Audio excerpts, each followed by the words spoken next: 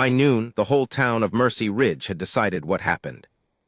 That is one of the troubles with a small town. We are slow to build barns, slow to forgive debts, slow to change the route of a fence line even when the creek moves. But give us a scandal, and we can raise a complete history before dinner. I had ridden in that morning with 2 cracked wagon wheels tied behind my saddle and a list of nails I kept forgetting to buy. I was 41 years old, widowed 6 years, owner of a ranch that was either stubbornly surviving or slowly dying depending on the season. I kept a brass button from my old cavalry coat in my left pocket. I rubbed it when I was worried. I told people it was habit. Truth was, I used to hold that same button when my wife, Anna, was sick, and I had no idea what else to do with my hands. That morning the button was warm before I ever reached the hotel. I heard the shouting first. Mercy Ridge had one main street, one church with a crooked white steeple, and one hotel pretending to be grander than it was. The veil wedding had filled every hitching post. Women in their Sunday dresses crowded the boardwalk. Men stood in the dirt with hats pushed back. Somebody had dropped a tray of sugared almonds outside the hotel, and they were being ground into the mud beneath boots. A deputy named Hollis Crane had Clara by the left arm. Sheriff Dugan had the right. Clara's veil was gone. One side of her dark hair had come loose from its pins and clung to her cheek. "Make room," Dugan said. Nobody did. The crowd moved only enough to continue seeing. "What happened?" I asked Amos Bell, the blacksmith. He looked at me the way men look when they are pleased to possess terrible information. "Groom S. vanished. Banker's son is dead behind the hotel. They found her over him." "Who?" "Silas Rook." That stopped me. Silas Rook was 26, smooth-faced, well-dressed, and mean in the lazy way of men who have never needed to become good. His father owned the bank, half the notes in town, and enough grazing rights to make poorer ranchers lower their voices around him.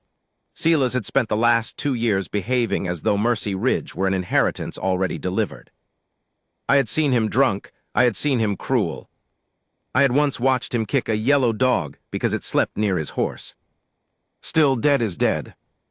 "Where's Nathan?" I asked. Amos blinked. "Who?" "The groom." "Nobody knows." That was the first thing that did not fit. Clara was supposed to marry Nathan Hale at 10. Nathan worked as a freight clerk for the stage company, steady and quiet, with the careful manners of a man who had learned not to take up too much room. He had been in my kitchen 3 nights earlier, asking if he could borrow my buckboard after the ceremony because he wanted to take Clara to his sister's place near Denver. He had blushed when he spoke about her. That kind of blush is hard to fake. Now he was gone. Clara's eyes moved across the crowd and landed on me. I had known her since she was 14, when her father came west to take work at the telegraph office. She had spent one summer helping Anna in our garden. After Anna died, Clara brought a pie to the ranch every Christmas for 3 years and never stayed long enough to make me thank her properly. She looked older that morning than 23. Not guilty. Older. There is a difference. Sheriff Dugan pulled her toward the jail. A woman near the church crossed herself. Another whispered, "Shame." Clara stumbled. I stepped off the boardwalk. "Sheriff." Dugan stopped. He was a broad man with gray in his beard and no patience for public interference. "Eli, this does not concern you." I asked what happened. "You can ask later." Clara said my name. Barely a sound. Dugan tightened his grip. "Clara, do not." She looked at me instead. "Please look." At first I thought she meant look at her. Then she bent her chin toward her dress.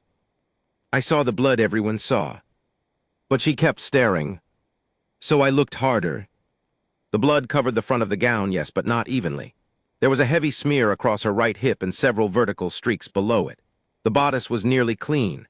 Her sleeves were clean except at the cuffs. If she had stabbed Silas, what everyone was already saying, there ought to have been spatter higher up.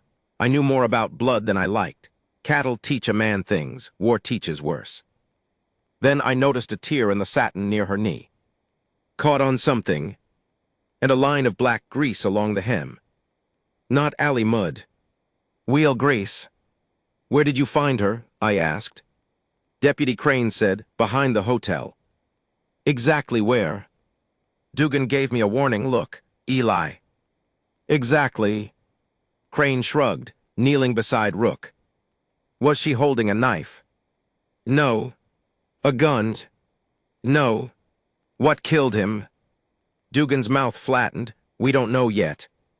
The crowd shifted, disappointed by uncertainty. Mr. Rook came out of the hotel then. Isaiah Rook was a narrow man with silver hair, expensive boots, and the kind of grief that looked like fury because fury was easier to show in public. He saw Clara. You. The word cut through the street. Clara flinched. Rook walked straight toward her. What did you do to my son? I tried to help him. You liars. She said enough, Dugan warned. Rook ignored him. Where is Hale? Did the two of you plan this? Clara's face changed at Nathan's name. Not fear exactly. Panic. Has anyone found him? She asked. That was when I knew she had not expected him to be missing. Dugan moved her again. I stepped alongside. I'll come to the jail. You'll do no such thing, Dugan said. I can walk wherever I please. Not into my investigation. I'm not asking to. That was a lie, and we both knew it. Inside the jail, the air smelled of coffee, dust, and the sharp vinegar Dugan's wife used to scrub the floor. Clara sat in the single back cell with her dress pooled around her like ruined snow. Dugan made me wait near his desk while he questioned her. I heard every word anyway. She said she had been dressing upstairs in the hotel with her aunt and two cousins. At 9:30, a boy brought a note. Nathan wanted to see her near the livery before the ceremony. The note said it was urgent and that she should come alone. Where's the note? Dugan asked. I had it in my glove. Had. It's gone. Convenient. She did not answer that. She went out the hotel's side door. The livery lane was empty. She waited. Nathan did not come. Then she heard a crash behind the hotel and a man groan. She found Sila's Rook on the ground near the back stairs. He was alive, she said. He was trying to breathe. What did you do? I knelt beside him. And got his blood all over you. Yes. Did he speak? A pause. I stopped rubbing the brass button. Dugan noticed the pause too. Clara. He said 2 words. What words? She swallowed, blue horse. Dugan stared at her. I nearly laughed, not because it was funny, but because shock sometimes chooses the wrong door out of a man. Blue horse, Dugan repeated. That's what he said. Then, he reached for me. I thought he wanted help standing. There was blood on his hand. He caught my dress. Then he went still. And you screamed. Yes. Deputy Crane came running. Yes. Where is your groom? I don't know. Dugan asked again. She gave the same answer. He asked whether Nathan knew Sila's. Yes, everyone knew Sila's. Had they quarreled? Once, weeks ago. About what? Sila's had insulted Clara outside the mercantile, and Nathan told him to stop. What insult? Clara stared at her hands. Dugan softened slightly. What did he say? He said women who marry poor men learn to regret their principles. I knew what that meant in Sila's Rook's mouth. Dugan knew too. Did he ever threaten you? No. Did he ever touch you? Her left thumb rubbed hard against the side of her forefinger. A nervous habit I remembered from when she was young. Clara. He caught my wrist once. When? 3 weeks ago. Why didn't you tell anyone? I told Nathan. And? He wanted to confront him. I asked him not to. Dugan leaned back. There it was, motive neatly wrapped for anybody wanting one. By 1 o'clock, Mercy Ridge had decided Nathan killed Sila's defending Clara's honor, and Clara helped him escape. By 2, some said Clara had killed Sila's herself after he tried to stop the wedding. By 3, a man I had never seen speak to Clara claimed she had always been too quiet, which apparently was evidence of murder. I spent those hours behind the hotel. Dugan told me not to. I did anyway. The alley was narrow and hard-packed, shadowed by the hotel on one side and a storage shed on the other. Silas's body had been moved to Dr. Fitch's office. but the blood remained, dark in the dust near the back stairs. I crouched. The stain was smaller than I expected. There were drag marks. Not far, maybe 3 feet. I called for Crane. He came unwillingly. "Did you move him?" I asked. "No." "Did Clara?" "Said she didn't." I pointed. Crane scratched his jaw. Could have been Sila's crawling, but the heel marks did not look right. One boot had gouged a line. The other had left almost nothing. Maybe he was dragged here. "By the bride," Crane said. "In a wedding dress." He looked at Clara's torn satin in his memory and stopped smiling. Near the stairs, I found a smear of blue paint on a splintered board. "Blue horse." I stared at it for a long moment. Then I smelled tar. Not fresh roofing tar, harness dressing, thick and sweet. I walked toward the livery. A dozen wagons had come through for the wedding. Most were ordinary brown or gray. One belonged to Isaiah Rook, polished black with gold striping and a carved crest on the side. No blue horse. I checked the tack room. Saddles, bridles, blankets. On the far wall hung an old wooden sign that had once marked a saloon in another town. A blue horse rearing. Pretty, ain't it? The stable boy made me jump. His name was Tommy Reed, 12 years old, maybe 13, all elbows and suspicion. "Where'd that come from?" I asked. "Mr. Pritchard bought it from Dry Creek after their saloon burned." "How long has it been here?" "Years." I touched the paint, dry, flaking. Not the smear from the alley, wrong shade. "See anything strange this morning?" Tommy's eyes flicked away. That was an answer. I crouched so we were closer to level. "I'm not the sheriff." "I know. I'm not going to make you say something." He nodded too quickly. "But if somebody frightened you, that matters." His mouth tightened. Outside, a horse stamped, leather creaked. Tommy whispered there was a wagon. "What wagon?" "Blue horse painted on the door." My skin went cold. "What kind?" "Freight wagon, came before sunup. I thought it was from the Hale Company, but it was." "Who drove it?" "Didn't see." "Where did it go?" "Behind the hotel." I stood too fast and knocked my hat against a hanging bridle. "When?" "Maybe 9, maybe later." "Did Sheriff Dugan ask you?" Tommy shook his head. "Tell him." His face closed. "I can't." "Why?" He looked toward the street. "Because Mr. Rook owns my pa's note." There are moments when a town shows you its true shape. Not the street, not the roofs. The invisible lines connecting every hungry family to every man with money. I understood then why truth could stand in the middle of Mercy Ridge and still die thirsty. I told Tommy I would not use his name without warning him. He said that ain't the same as promising. "No," I said, "it ain't." He nodded, apparently satisfied that I had at least lied poorly. I went to Dr. Fitch. Sila's Rook lay on a table in the back room under a sheet. Dr. Fitch had delivered half the town and buried nearly as much of it. He was 70, smelled of cloves, and had no respect for privacy when a puzzle interested him. "Dugan said nobody in here." "I'm nobody." "That I believe." "He let me stay." Sila's had a wound behind his left ear, deep and narrow. Not a bullet, not a knife exactly. "Blunt edge," Fitch said. "Maybe a corner of iron." "Could he have walked after?" "For a minute, maybe several. The skull's fractured." "Blood on his hands." "One hand, yes." "Anything else?" Fitch looked at me. "You asking as a rancher or as an interfering fool?" "Which gets the answer?" "The fool." He lifted Silas's right sleeve. There was a burn along the wrist. "Rope burned." "Fresh."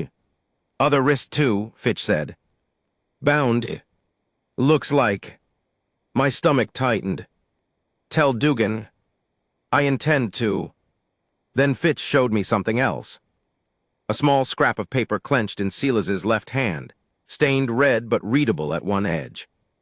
The letters H-A-L. Hale. Nathan. Dugan has seen this. Not yet. I rubbed the brass button so hard its edge cut my thumb. Truth had just grown another face. And that face looked like Clara's missing groom. I did not tell Clara about the paper. That is a confession, not a boast. For the next 2 hours, I carried that knowledge around town like a hot coal, pretending I was protecting her from one more fear, when in truth I was protecting myself from the look I imagined she would give me if Nathan had done it. Dugan came to Fitch's office just before 4. He studied the rope burns, took possession of the scrap, and swore softly. "Now will you stay out of it?" he asked me. "No. Eli, you got a bride in a cell, a dead banker's son, and a groom whose name is in the dead man's fist. Somebody drove a wagon with a blue horse behind the hotel this morning. That sound settled to you." His eyes sharpened. Who saw the wagon? I had reached the first ugly choice of the day. Tommy's frightened face rose in my mind. So did Clara's. A witness who's scared of Rook. Name. Not until you can protect him. Dugan stepped closer. You don't get to hold evidence because you've decided you're wiser than the law. Can you protect him? The sheriff's jaw worked. That was answer enough. You bring me the witness before dark, he said, or I put you in the other cell for obstruction. Other cell got a mattress. No. Then I'm motivated. I made the joke because my hands had started shaking. Dugan knew that too. We had been boys together before life made us into men who argued across desks. He sighed. Isaiah Rook is demanding I transfer Clara to county custody tonight. Why? Says the town isn't safe. For her or from her? He wasn't specific. County lockup was 40 miles east. The road passed through Rook land for 12 of them. I did not like that. Don't send her tonight. I don't take orders from you. I'm asking. Dugan looked tired for the first time. And if a crowd forms here after dark, you going to stand on the jail porch with me? Yes. He studied me. Anna always said you mistook stubbornness for a moral philosophy. She was usually right. She was always right. I almost smiled. Almost. When I returned to the jail, Clara was sitting on the edge of the cot with the blood-stained skirt folded away from her legs. Someone had given her a gray blanket to wrap around her shoulders. Her wedding shoes were gone. One stocking was torn at the ankle. Dugan let me speak through the bars. Nathan's still missing, I said. She nodded. I need to ask something hard. Her eyes lifted. Did Nathan have any reason to meet Silas today? No. Think. I am thinking. Money trouble, a debt, something with the freight company. She frowned. Nathan saved every dollar for months. We weren't rich, but we weren't in debt. Did he ever carry documents for Rook? All freight goes through the station. Bank records sometimes came in sealed pouches, but Nathan didn't open them. Could somebody have wanted him to? Clara's expression shifted. What? I asked. She looked toward Dugan's desk. He had stepped outside. 3 nights ago, she whispered, Nathan said something strange. What? He said if anything happened before the wedding, I should go to his sister Ruth. What did you say? I laughed. I thought he meant if his mother tried to change the flowers again. Exactly what did he say? Clara closed her eyes, remembering. He said, if I fail to show, don't believe the first story they tell you. A chill moved through me. And you didn't think to tell Dugan. I just remembered it. You remember anything else? Yes, her voice thinned. He kissed my forehead like he was saying goodbye. She pressed both hands over her mouth. That was the first time she cried. Not when they arrested her, not when Rook called her a liar, not when the cell door shut. She cried because memory had changed shape. I stood there uselessly, one hand around the brass button in my pocket, while she tried not to make a sound. After a minute she said, Do you think he killed Silas? I hated her for asking because I had no kind answer. I think something happened that neither of us understands yet. That isn't what I asked. No. Do you? I looked at the floor. She saw enough. Her face went still. I nearly told her about the scrap then. I should have. Instead, I said, I found signs Silas may have been tied up before he died. She stared, and a boy saw a wagon with a blue horse painted on it. Her breathing changed. What? Does that mean something? She came to the bars. Nathan drew one. My heart kicked. Where? On an envelope, 2 weeks ago. He was sitting at our kitchen table and drew a little horse in blue pencil while we talked. I teased him because it looked more like a dog. Why blue? I don't know. Did he write anything? He covered the paper when I came close. Where is it? I don't know. Now Nathan was tied to the dying words, the wagon, and the paper in Silas's fist. The clean story was getting dirtier. At sunset, the clouds rolled low over Mercy Ridge. August heat broke under a sudden western wind. Dust moved along the street in flat, twisting sheets. Shopkeepers closed early. People did not go home. They gathered, at first in 2s and 3s, then 10, then 20. Isaiah Rook stood outside the hotel, speaking to men whose mortgages he owned. I watched from the jail porch. Dugan came beside me with a shotgun under one arm. You still think I'm imagining trouble? He asked. No. Good. I enjoy being right at least once a month. Crane had gone to fetch Tommy under the excuse of checking the livery. I worried the whole time. Rook say what he wants. He says justice. Men say justice when they want permission to enjoy revenge. Dugan glanced at me. You rehearse that? No sounded better in my head. The brass button was back between my fingers. Across the street, Rook raised his voice. My son lies dead while his killer sits protected. Somebody shouted agreement. Dugan muttered, here we go.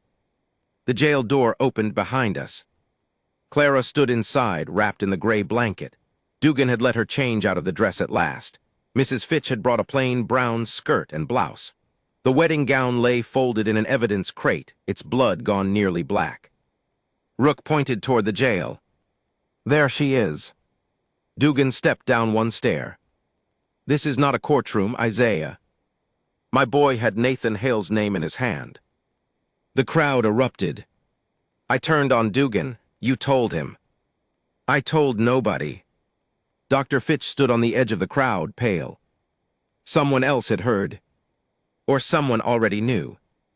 Rook continued, Hale murdered my son and that woman helped him. Clara went white.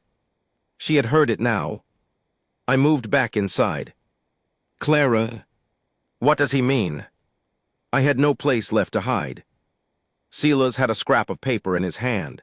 It appears to have Nathan's name on it. You knew? Yes. How long? Since this afternoon. The hurt on her face cut deeper than anger would have. You said you believed me. I do. You believed me enough to keep things from me.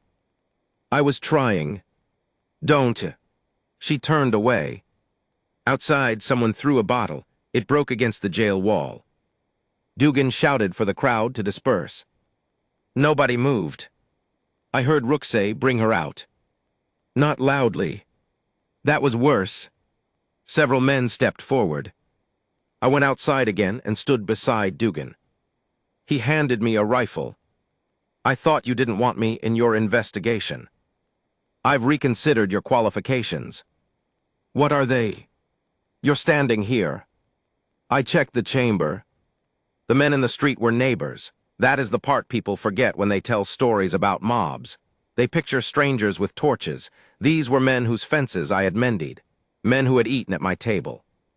Amos Bell was there, though he stayed near the back, ashamed enough not to meet my eyes. Old Mr. Tanner, who sang too loudly in church. Pete Lyle, who once rode 6 miles in a snowstorm to bring medicine to Anna. Fear and anger do not always turn men into someone else. Sometimes they uncover someone who was waiting. Dugan said, go home. Rook said, give us the woman. No, my son is dead. And I'm sorry for it. Then do your duty. My duty is not whatever grief tells you it is tonight. Rook's face trembled. For 1 second I saw a father, not a banker. Then he looked at Clara through the doorway, and the softness disappeared. "Where is Hale?" Clara answered from behind us. "I don't know. You expect us to believe that? I don't care what you believe." Her voice surprised everyone, including her. She stepped onto the porch. I whispered, "Go back inside." "No, Clara. I have been dragged, accused, locked up, and lied to all day. I will not hide while he tells strangers what I am." "These aren't strangers." She gave me a sharp, exhausted look. "That makes it worse." Rook came closer. "There's my son's blood on your wedding dress." "Yes." "And Hale's name in his hand." "Yes." "You were found over the body." "Yes." "Then what are you?" Clara's mouth trembled. But she answered, "I'm the woman who stayed with your son while he died." The street went quiet. Rook flinched as if she had struck him. Clara continued, softer now. He was scared. Whatever he did in his life, he was scared at the end. I held his hand because no one should die alone. That changed something. Not enough, but something. A few men lowered their eyes. Rook did not. "He was scared of you." "No," Clara said. "He was scared of whoever hurt him." Lightning flashed west of town. Then a voice came from the back of the crowd. "She's telling the truth about the wagon." "Tommy." The boy stood beside Deputy Crane, hat clutched to his chest. His father was with him, face gray. Rook turned slowly. Tommy swallowed.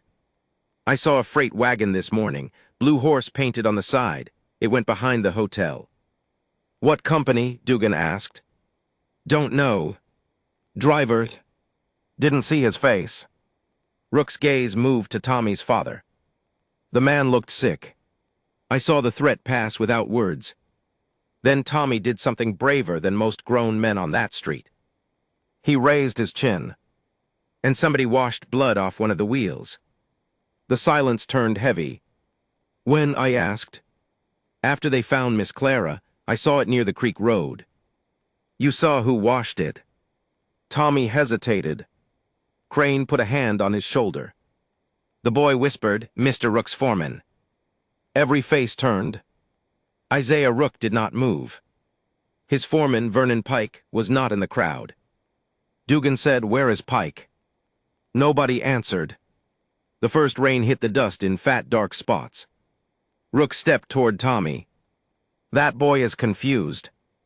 Tommy's father finally found his spine. "He ain't confused." Rook stared at him. The man's voice shook. "And you can have the farm, Isaiah. I'm done being afraid of the paper in your safe." Something broke open in Mercy Ridge then. Not justice. Not yet. Permission. People began talking all at once. A teamster said he had seen Pike near the station before dawn. A hotel maid remembered Sela's arguing with someone in the rear hall. Amos Bell admitted he repaired an iron bracket on an unfamiliar freight wagon 2 days earlier, a wagon marked with a blue horse, and Pike had paid cash. Rook's certainty began to crack. Dugan lifted both hands. "Enough, everybody home, I'm sending men for Pike." The crowd slowly dissolved under rain. Rook remained. He looked smaller, wet. He looked at Clara for a long time and said, "If my son trusted Hale, why is Hale gone?" No one could answer. Neither could I.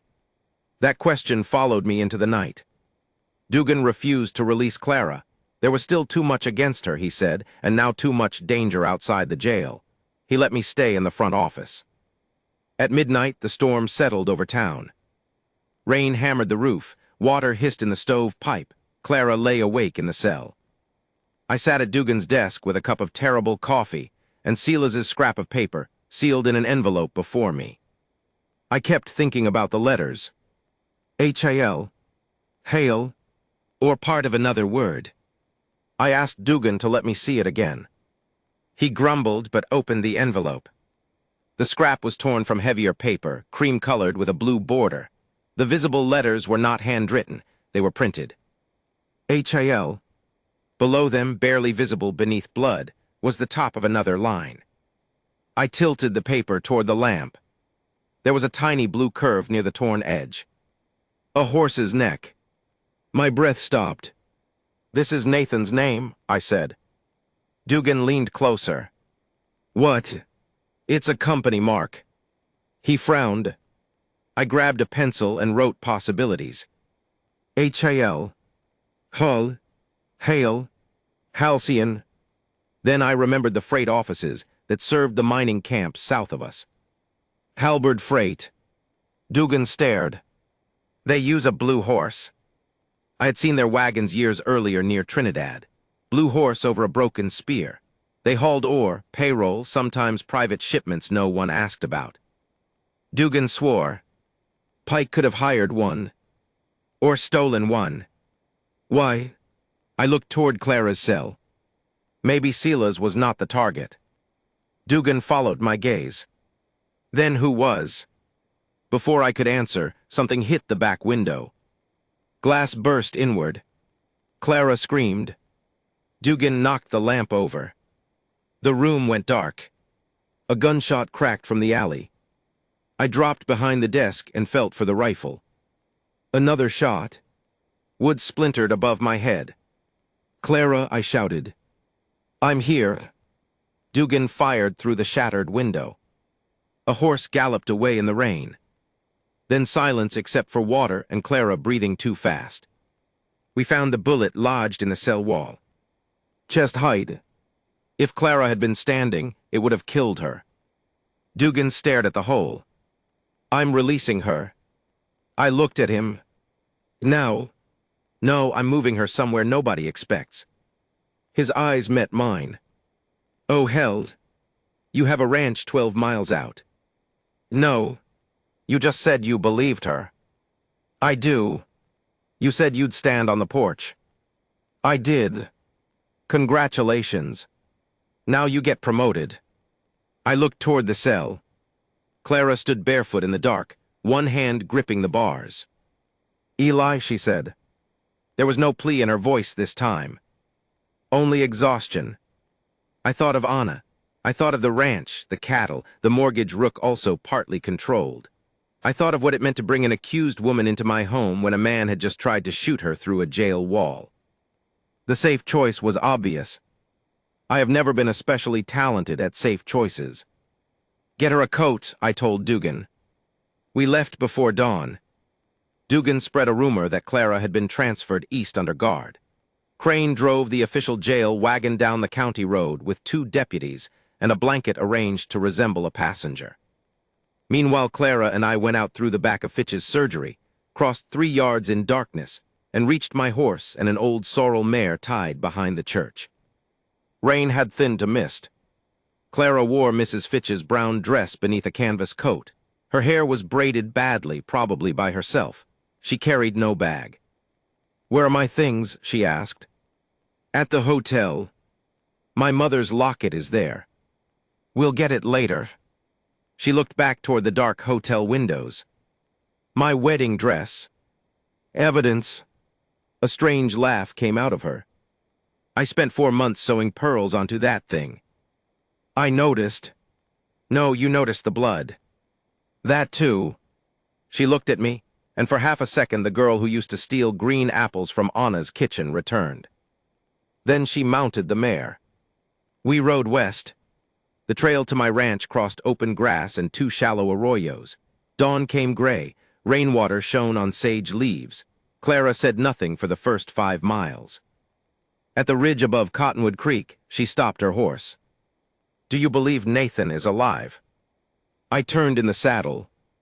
"I don't know." "Do you think he ran?" "I don't know."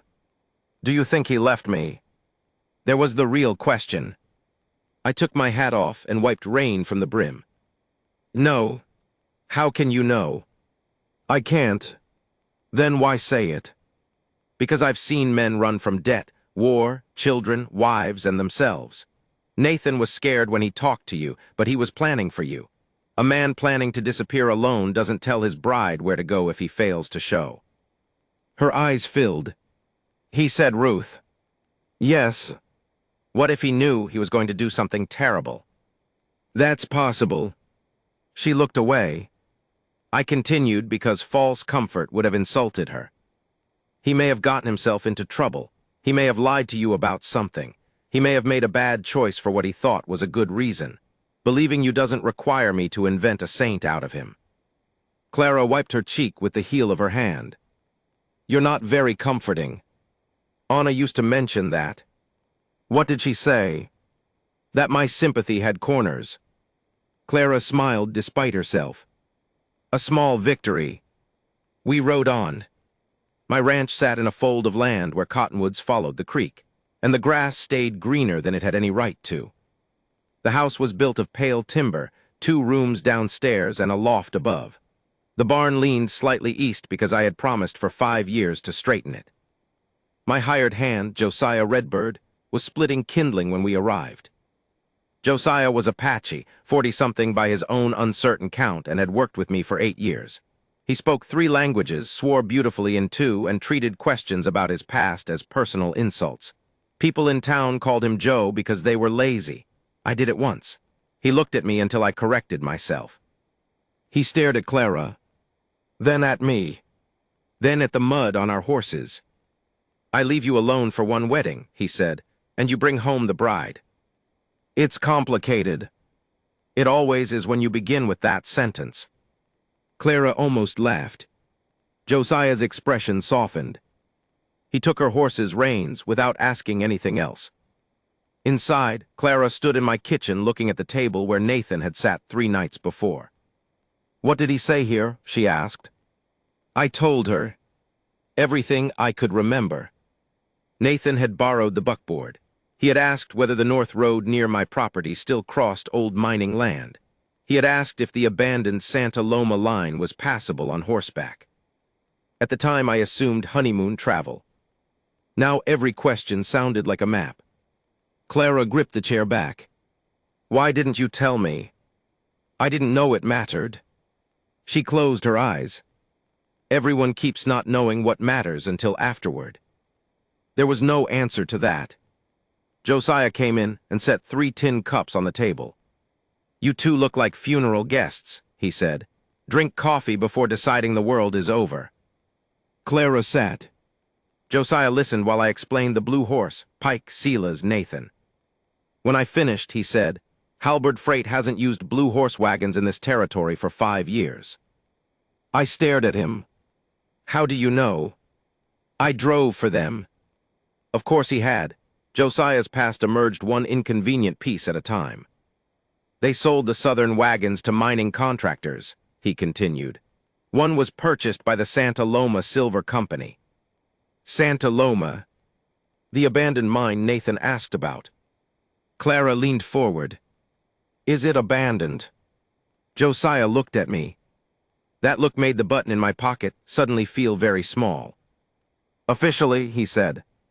What does that mean? Clara asked. It means men still go there at night. We spent the next hour putting together things that had lived separately until then. Santa Loma had closed after a shaft collapsed 2 years ago. Isaiah Rook's bank held the company debt. Rook took ownership of much of the equipment and nearby land. Vernon Pike oversaw it. Nathan handled freight manifests. Sela's had been bound before he died. A blue horse wagon had been behind the hotel. And Nathan had drawn that symbol while telling Clara not to believe the first story if he disappeared. What could they be moving? I asked. Josiah shrugged. Silver, stolen cattle, guns, men, depends how ambitious they are. Clara went pale. Meant? Josiah's face hardened. Chinese laborers disappear from rail camps, Mexican workers too. Sometimes they don't disappear. They simply get carried somewhere no sheriff visits. The room became very quiet. I knew ugly things happened in territories too large for law to reach. Knowing generally is comfortable. It lets a man shake his head and continue breakfast. Knowing a road begins 12 miles from his own table is different. Clara reached into the borrowed coat and pulled out a hairpin. She began bending it back and forth. What did Sela's have to do with it? She asked. Maybe he found out, I said. Sela's, her disbelief was sharp. He enjoyed hurting people. Bad men can still object to one particular evil. Josiah nodded. or object to being cheated. That sounded more likely. Before noon, a rider appeared on the South Ridge. Josiah saw him first. We moved Clara upstairs. I took the rifle. The rider approached slowly with both hands visible. Deputy Crane. He dismounted in the yard. Dugan sent me. What happened? Pike gone. Rook says he left town yesterday, which is a lie because 3 people saw him this morning. Anything else? Crane's face was grave. We found Nathan's coat. Clara had come down behind me. Where? Crane looked at her, regretting the answer. Near Cottonwood Bridge. Blood, she asked. He nodded. How much? Enough. She did not faint. She did not cry. She sat on the porch step because her knees stopped holding her. I sat beside her. Crane handed me the coat wrapped in burlap. There was blood across the collar and shoulder. Clara touched one sleeve. That's his. Then she frowned. What? I asked. She reached inside the inner pocket. Empty. He always kept his watch here, she said. Could have been stolen. No. She looked at me. He gave it to me yesterday. Why? He said a married man shouldn't be late. Her voice broke on the last word. She reached under the collar of her blouse and pulled a chain from around her neck. Nathan's watch hung from it. If somebody had placed the coat to suggest robbery or death, they had not known the watch was already gone. I looked at Crane. Where exactly was the coat? Caught on brush below the bridge. Any tracks? Rain washed most away. Most. One wagon rut, blue paint on a rock. Josiah swore quietly. The Santa Loma Road crossed Cottonwood 2 miles south of that bridge. Clara stood. I'm going. No, I said. You can't keep me here. I can try. If Nathan is alive. If Nathan is alive, charging into an illegal mining camp with a rifle and a wedding bride is not a rescue plan. I'm not a wedding bride anymore. The words came out harder than she meant them to. We all went silent. She looked down at Nathan's watch. Then she whispered, I don't know what I am. I knew that feeling too well. After Anna died, people called me widower until it felt like a profession. For months, I had no idea what remained when the name husband was removed.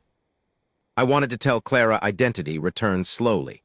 That grief leaves rooms in a person, and eventually you learn how to walk through them without reaching for furniture that is no longer there. But Nathan might not be dead. So I said only, you're Clara.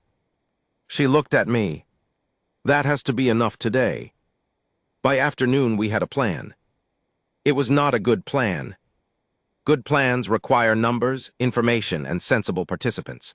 We had 3 horses, 2 rifles, 1 deputy who could not officially admit where he was, an Apache ranch hand with a mysterious history of freight work, a woman accused of murder, and me. Your confidence is inspiring, Josiah said when I summarized this. I'm saving my better confidence for an emergency. We passed emergency yesterday. Crane would return to town and tell Dugan what we suspected. Dugan would gather men he trusted and approach Santa Loma from the east after dark. Josiah and I would ride the North Ridge and watch the old mine road. Clara would stay at the ranch. That last part caused trouble. No. Yes. No. Clara, I am not staying behind while everyone decides what risk is acceptable for me. You were shot at 12 hours ago. And you were shot at 2. Poorly. That isn't an argument. I rubbed the button. She noticed. What is that? Nothing. You do it whenever you're nervous. I'm not nervous. You've nearly polished a hole through your trousers. Josiah turned away to hide a smile. I took the button out. It was dull brass, scratched through the center. Anna cut this off my cavalry coat when I came home. Said the coat smelled like horse, powder smoke, and stupidity. Clara held out her hand. I gave it to her. She turned it over. You keep it because of her. Yes, and you think staying here keeps me safe. That is the idea. She would tell you that was stupid. Josiah laughed aloud. I took the button back. You never met Anna long enough to weaponize her against me. I helped her in the garden all summer. I had forgotten that Anna talked while she weeded. I lost the argument, but Clara agreed to one condition. She would ride behind us and stay on the ridge unless we found proof Nathan was there. We left at dusk. The storm had washed the world clean. The air smelled of wet grass and cedar. Frogs called from the creek. The mountains to the west burned purple under the last light. Clara rode Nathan's old mare, June, because the animal knew her. She wore my spare coat and carried a small revolver Anna had once kept in the kitchen drawer. I almost objected. Then I remembered the bullet hole in the jail wall. Santa Loma appeared after dark as a scatter of black structures beneath a cut in the mountain. The main shaft house had lost half its roof. Rusted ore carts sat along broken track. No lamps showed from the road. But Josiah pointed to smoke, thin, rising behind the mill. Someone was there. We left the horses in a stand of pine and climbed on foot. Halfway up, we heard a wagon. Blue horse. Moonlight caught the faded, painted emblem on the door as it rolled into the yard below. 2 men climbed down. One was Vernon Pike. The other wore Nathan's hat. Clara made a sound. Not a word. I grabbed her arm before she moved. The man turned enough for us to see his face. Not Nathan. A stranger. Pike opened the rear doors. Inside were people. 6 men, maybe 7, wrists tied. One stumbled as they forced him down. Josiah went rigid beside me. Rail workers, he whispered, from the south camp. The men were marched toward the old assay building. Then Pike said, Hale talks by morning or we put the woman underground with him. Clara stopped breathing. I felt her hand clamp around my sleeve. Nathan was alive, and whoever Pike meant by the woman was not Clara. A second prisoner. We waited until Pike disappeared inside. Then Clara whispered, I'm going down there. I turned. No, you heard him. I heard him, and that's why you're staying here until Dugan arrives. What if morning comes first? It won't. You don't know that. She was right. Below us, someone screamed. A man screamed. Clara's face changed. The frightened bride from the jail vanished. In her place stood someone I had not met yet. She pulled the revolver from her coat. I spent today waiting for men to decide whether I was innocent, she said. I will not spend tonight waiting for them to decide whether Nathan lives. That was the morally heavy moment I had imagined would belong to me. It didn't. It belonged to her. I could physically stop her. I was larger, stronger. I could take the gun, tie her to a tree if necessary, and call it protection. Or I could respect the fact that danger had already entered her life without permission, and she had earned the right to choose how she faced it. I hated both choices. Josiah looked at me. Eli, I rubbed Anna's button once, then put it away. All right, I said, but you do exactly what I say until it becomes clear I'm wrong. Clara raised an eyebrow. That could be quickly. See, humor under pressure. Anna would have liked you. We moved downhill. The mine yard smelled of wet timber, coal smoke, and old metal. Somewhere water dripped with the steady patience of a clock. We reached the rear wall of the assay building. Voices inside. Pike's. Another man. Then Nathan. Weak but unmistakable.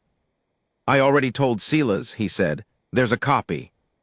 Pike answered, Silas is dead. Clara closed her eyes. Nathan said, then you killed the wrong man. A blow. Clara flinched. I put a hand over her revolver before she could lift it. Wait. Pike continued, where's the ledger? Nathan laughed once, breathless. If I tell you, I'm dead. You're dead either way.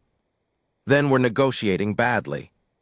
Even beaten half senseless, Nathan had found sarcasm.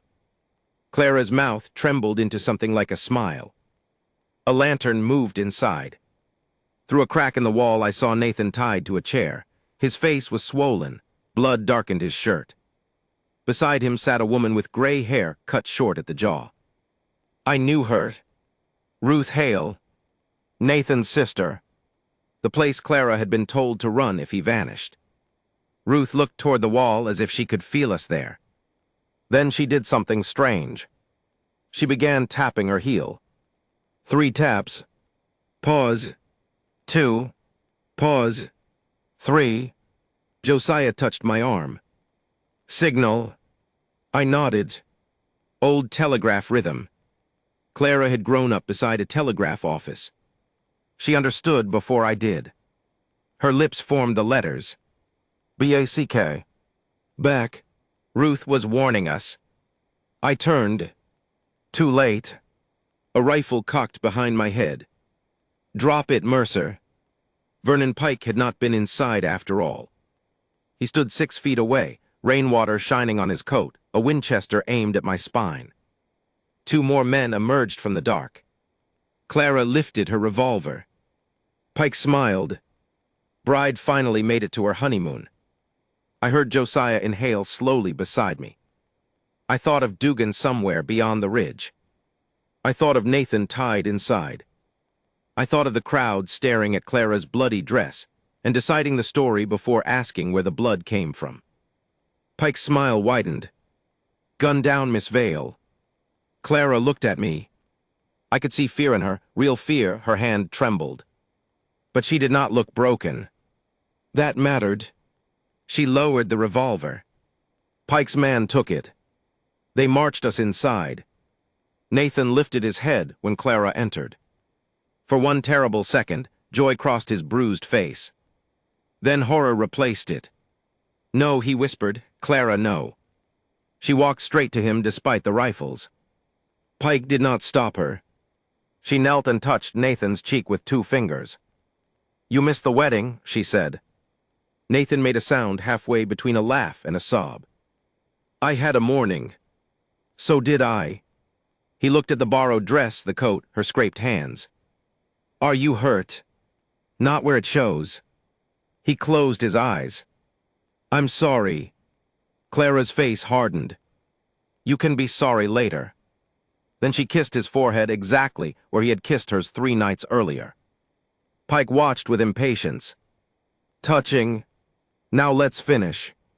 He pointed his rifle at Ruth. Ledger. Nathan said nothing.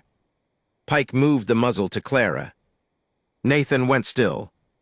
There are threats you can ignore when they point at you. Courage is selfish that way sometimes.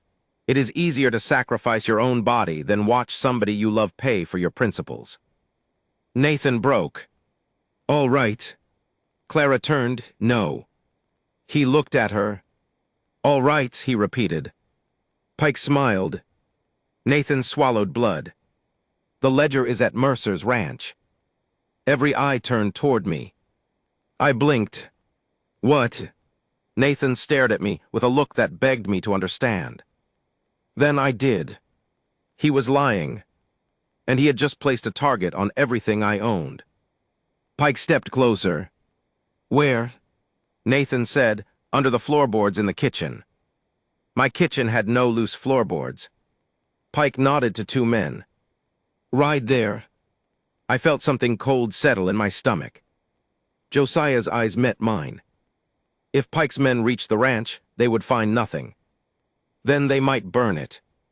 The barn, the house Anna and I built, her garden fence still crooked behind it, the cedar chest with her dresses, the cup with a chip on the rim she always used. A whole life reduced to leverage. I looked at Nathan. He knew what he had done. His face was full of shame. Clara whispered, Eli. I had spent years protecting that house, because it was the last place Anna had existed in every room. Now I had to decide whether wood and memory mattered more than the living people beside me. I surprised myself with how quickly the answer came. Tell them the exact board, I said. Nathan stared. Eli, make it convincing. His eyes filled. I shrugged, though my throat hurt. Barn needs straightening anyway. Josiah whispered, "You hate carpentry." Then I'll complain heroically. Pike struck me across the mouth with the rifle stock. I tasted blood. No more jokes. Fair request. He hit me again. This time I fell. As my cheek touched the cold floor, I saw something under Ruth's chair. A tiny strip of cream paper with a blue border. The other half of Silas's scrap. And written across it in Silas Rook's own hand were 4 words. My father knows everything. I looked up at Pike. Then at Nathan. Then at Clara. The truth had finally reached the room. It was worse than any of us had guessed. The paper under Ruth's chair was close enough to touch and farther away than the moon. My father knows everything. 4 words, a dead man's accusation or warning or confession. I could not tell which. I lay on the assay house floor with blood in my mouth and Vernon Pike's boot near my ribs. Clara was beside Nathan. Josiah stood with his hands raised. Ruth Hale sat rigid in a chair, rope around her wrists, and watched me notice the scrap. She did not look at it. Smart woman. Pike did. Not because she betrayed it, because I did. His gaze followed mine. I moved before he could. I rolled onto the paper and pressed my palm down. Pike kicked me in the side hard enough to make the room flash white. "What's there?" he demanded. "Floor." He kicked me again. "Eli," Clara shouted. Pike bent and grabbed my coat collar. "Move." I smiled because sometimes pain makes me stupid. I've grown fond of this spot. He dragged me backward. The scrap stuck to the blood on my palm. For half a second it came with me. Then it fluttered free. Pike saw it. Ruth moved first. She hooked one boot around the paper and scraped it beneath a plank gap. Pike spun toward her. Josiah stepped between them. The rifle barrel struck Josiah across the shoulder. He staggered but stayed standing. Pike's face changed. The careful foreman disappeared. Something Rower surfaced. "You people do not understand how small you are," he said. Josiah flexed his injured arm. "I understand your vocabulary is limited." Pike raised the rifle. Then gunfire cracked outside. 1 shot. 2. A shout. "Dugan." I had never loved another man's bad temper more. Pike swore and lunged toward the rear door. His men scattered. Clara threw herself over Nathan as a bullet punched through the wall. Josiah hit the floor beside Ruth. I crawled behind an overturned table. The room exploded into noise. Old boards splintered, lantern glass shattered. Someone outside yelled, "Sheriff," as if the title itself might stop bullets. It did not. Pike fired through the window, then kicked open a trapdoor near the assay furnace. I had not known it was there. He vanished down a ladder. 2 of his men followed. The 3rd ran for the front entrance and collided with Deputy Crane coming in. They went down together in a confusion of fists and boots. Dugan entered behind them holding a shotgun. "Anybody I like dead." "Your standards are vague," I said. "Mercer." "Still irritating." "Good." He stepped over me and went to Nathan. Within minutes the yard was controlled. 3 armed men had fled into the hills. 2 were captured. Pike had disappeared through the mine tunnel beneath the assay house. Dugan wanted to pursue him. Josiah stopped him. "That tunnel branches," he said. "Old ventilation cut connects to the west slope. He's gone." Dugan swore with enough creativity to make Josiah nod respectfully. Clara cut Nathan loose. When the rope fell away, he tried to stand. His knees folded. She caught him under the arms. He was taller than she was and nearly pulled them both down. "Sit," she ordered. "I'm fine. You are bleeding through 2 shirts." "1 shirt." She stared. Nathan looked down, right. "They took my coat." Clara's face crumpled at that ordinary sentence. She put both hands against his cheeks. "They found it at the bridge." He understood. "Oh, Clara. I thought. I know." She slapped him. Not hard. Hard enough. The room went quiet. Nathan blinked. Clara began crying. I thought you were dead. I'm sorry. You told me not to believe the first story. You could have told me the truth. I was trying to keep you out of it. She laughed once, wet and furious. How'd that work? Nathan almost smiled. Then she slapped his shoulder, remembered it was injured, and immediately apologized. He laughed despite the pain. Then she kissed him. It was not a grand wedding kiss. It was awkward, desperate, angry, and full of tears. The kind of kiss people actually give when they nearly lose each other. I looked away. So did Dugan. Josiah did not. Later I told him he had no manners. He said manners were invented by people who had time to waste. Ruth, once freed, crawled to the floorboards and retrieved the paper. She handed it to Dugan. He read the words twice. Isaiah Rook. Nathan nodded. Tell me everything. Dr. Fitch would later insist Nathan should have gone straight to bed. Nathan insisted the truth had waited long enough. We compromised by laying him on a stack of blankets while he talked. It began 6 months earlier with freight weights. Nathan worked the station books. He noticed Halberd-marked cargo entering Mercy Ridge under agricultural permits and leaving 3 days later listed as mining equipment. The weights did not match. The shipments were heavier arriving than departing. At first he assumed clerical error. Then one manifest listed 800 pounds of blasting powder that no licensed mine had ordered. Another listed machine parts for Santa Loma, supposedly abandoned. Nathan copied the entries. Why, Dugan asked. Because my father taught me that numbers don't get confused, Nathan said. People do. His father had been an accountant. I had forgotten. Nathan followed a wagon one night and saw men taken into Santa Loma. Laborers. Some owed debts to employment agents. Others had been promised railroad work. Once inside, they were forced to reopen the lower silver shafts under armed guard. Slavery, Clara whispered. Nathan looked at her. Yes. The word sat heavily among us. Not metaphor, not bad wages. Men held by force. Josiah's face had gone unreadable. Nathan continued.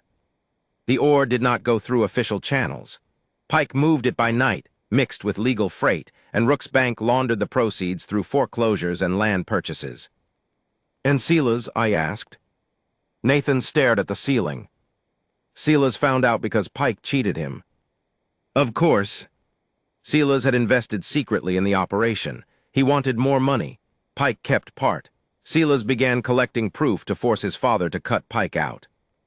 His father already knew, Dugan asked. Nathan nodded. Sila's discovered that later. How? He found ledger entries in the bank, payments disguised as mineral claims. Clara sat very still. Nathan, how did you get involved with Sila's? He closed his eyes. I confronted him. You what? I thought he was running it. When? 3 weeks ago. Clara stood. The day he grabbed my wrist. Nathan did not answer. Her voice sharpened. That wasn't about me, was it? He insulted you. But that wasn't why you confronted him. No. She walked away from the blankets. Nathan tried to sit up and winced. Clara, you let me think you nearly fought him over some ugly remark. I couldn't tell you. You could. If you knew, you'd be in danger. I was arrested for his murder in my wedding dress. I know. No, you know the sentence. You do not know what it felt like. Nathan looked as though she had opened his chest. She continued, voice lower now. 40 people stared at me like I had become filth in front of them. Mr. Rook called me a liar. The sheriff locked me up. Somebody shot through the jail wall. And the entire time you were here bleeding because you decided fear for me gave you permission to leave me ignorant. No one moved. This was not a reunion anyone could applaud. Nathan whispered, You're right. Clara seemed almost angrier. Don't say it that quickly. I don't know what else to say. Neither do I. She went outside. I followed after a minute. The rain had stopped. Dawn was a pale line beyond the hills. Clara stood beside the broken ore track with her arms folded tightly. "He's alive," she said before I spoke. "Yes. I should only be grateful. Should is a cruel word." She glanced at me. "I love him. I know. I want to hit him again. That too." She sat on an overturned cart. I leaned against a post. "My wife once didn't speak to me for 9 days. What did you do?" "Nearly got killed." "That sounds familiar. I joined a posse after cattle thieves. Didn't tell her because she was pregnant and I didn't want her worried." "What happened?" "Got shot in the leg. She had to cut my trousers off when they brought me home." Clara gave me a sideways look. 9 days seems generous. I thought so too, eventually. "What did Anna say?" "She said love was not a permit to make somebody else powerless." Clara looked down. The brass button sat in my pocket between my fingers. "She sounds wise." She was unbearable. Clara smiled faintly. Then the smile disappeared. "What if I can't forgive him?" "You don't have to decide before breakfast." "What if the wedding never happens?" "You don't have to decide that before breakfast either." She breathed out slowly. Behind us, men were being freed from the assay building. Some could barely walk. One kept blinking at the sky as if he had forgotten how large it was. Clara watched them. Her private grief became smaller beside theirs, but not less real. That distinction matters. Suffering is not a contest. A broken heart does not heal because somebody across the road is bleeding worse. One freed worker, a Chinese man named Wei Liang, came toward us with a blanket around his shoulders. He spoke English carefully. "You are bride?" he asked Clara. She looked surprised. "How did you know?" He pointed to her hair. One pearl pin remained from the wedding arrangement, somehow still trapped near her braid. Clara touched it. Wei smiled. "Nathan talked about wedding many times, too many." Clara laughed despite herself. "He does that?" Wei's smile faded. "He help us." "How?" "He hide food and freight, medicine, send names to families." Clara looked back toward the building. Wei continued, "Pike catch him because one man escape. Nathan make door key." Nathan had not told us that part. "Silas," I asked, "you know him?" Wei nodded. "Rich young man, afraid." "Of Pike? Of father?" That caught me. "What did Silas do here?" "He came 2 nights. Second night argue, say he will end business." "Why?" Clara asked. Wei considered. "Maybe conscience, maybe anger. A man can carry 2 reasons." Josiah later repeated that sentence for years. A man can carry 2 reasons. It explained more people than most sermons. We returned to Mercy Ridge after sunrise with prisoners, witnesses, and enough evidence to fill Dugan's office. We did not have Pike, and we did not have Isaiah Rook. He had vanished before dawn. His bank safe stood open. Half the ledgers were gone. So was $30,000 in cash. That changed the town again. People who had demanded Clara's blood the evening before now wanted to shake her hand. She refused most of them. Amos Bell approached outside the jail. "Miss Vale, I owe you an apology." Clara looked at him. He removed his hat. I believed something I had no right to believe. She waited. Amos swallowed. "I said things. Yes. I'm ashamed. Yes." He seemed to expect something else. Forgiveness, perhaps. A quick absolution so he could go home feeling improved. Clara did not give it. "Thank you for saying so," she replied. Then she walked away. I admired that. Forgiveness offered too quickly can become another service demanded from the injured. Sheriff Dugan officially cleared Clara of suspicion by noon. He stood on the courthouse steps and read a statement. He explained the wound, the wagon, the prisoners, the attack on the jail. He said evidence now indicated Silas Rook had been killed while attempting to expose a criminal operation. That last part made people murmur. Silas the bully becoming Silas, the witness did not fit comfortably in anyone's memory. His mother, Elena Rook, stood alone near the edge of the crowd. I had rarely seen her in town without Isaiah. She was a quiet woman with silver beginning in her dark hair and a posture that suggested years of making herself smaller beside a difficult man. When Dugan finished, she approached Clara. The crowd hushed again. Clara looked wary. Mrs. Rook held a folded handkerchief in both hands. "My son hurt you," she said. Clara did not deny it. "I know he did, he told me." "When?" "The night before he died." Clara's face changed. Mrs. Rook continued. "He said he had mistaken power for being admired. He said Nathan Hale hated him and had more right to than he understood at first." Nathan, standing with a bandage around his head, looked away. Mrs. Rook's lips trembled. "He was not a good man simply because he died badly." No one breathed, but he was trying at the end to do one good thing. Clara's eyes filled. Mrs. Rook held out the handkerchief. Inside was a small pearl.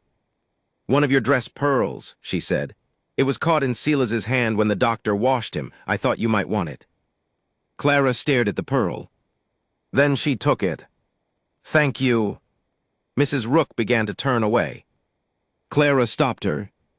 "Mrs. Rook." The woman looked back. He wasn't alone. A sob escaped Elena Rook before she could stop it. Clara stepped forward and held her. That was the moment the town finally went silent for the right reason. Not because a scandal had become more interesting. Because two women who had every excuse to hate what the other represented were grieving the same terrible mourning from opposite sides. I looked down at my boots. Some things should not be watched too closely. By evening, we knew Isaiah Rook and Pike had taken the North Road. They were headed toward my ranch. Nathan's lie had worked too well. A rider from a neighboring spread saw 3 men near Cottonwood Creek. Smoke rose in the west an hour later. My barn, I knew it before anyone said it. We rode hard. I reached the ridge just as flames broke through the roof. For a moment, I could not move. My barn burned bright against the darkening sky. Horses screamed in the corral. Josiah raced ahead to cut them loose. Dugan and Crane went toward the house. The house was not burning yet. Yet, I slid from the saddle and ran. Inside, drawers had been dumped, cupboards torn open, the kitchen floor hacked apart with axes. Nathan's invented hiding place.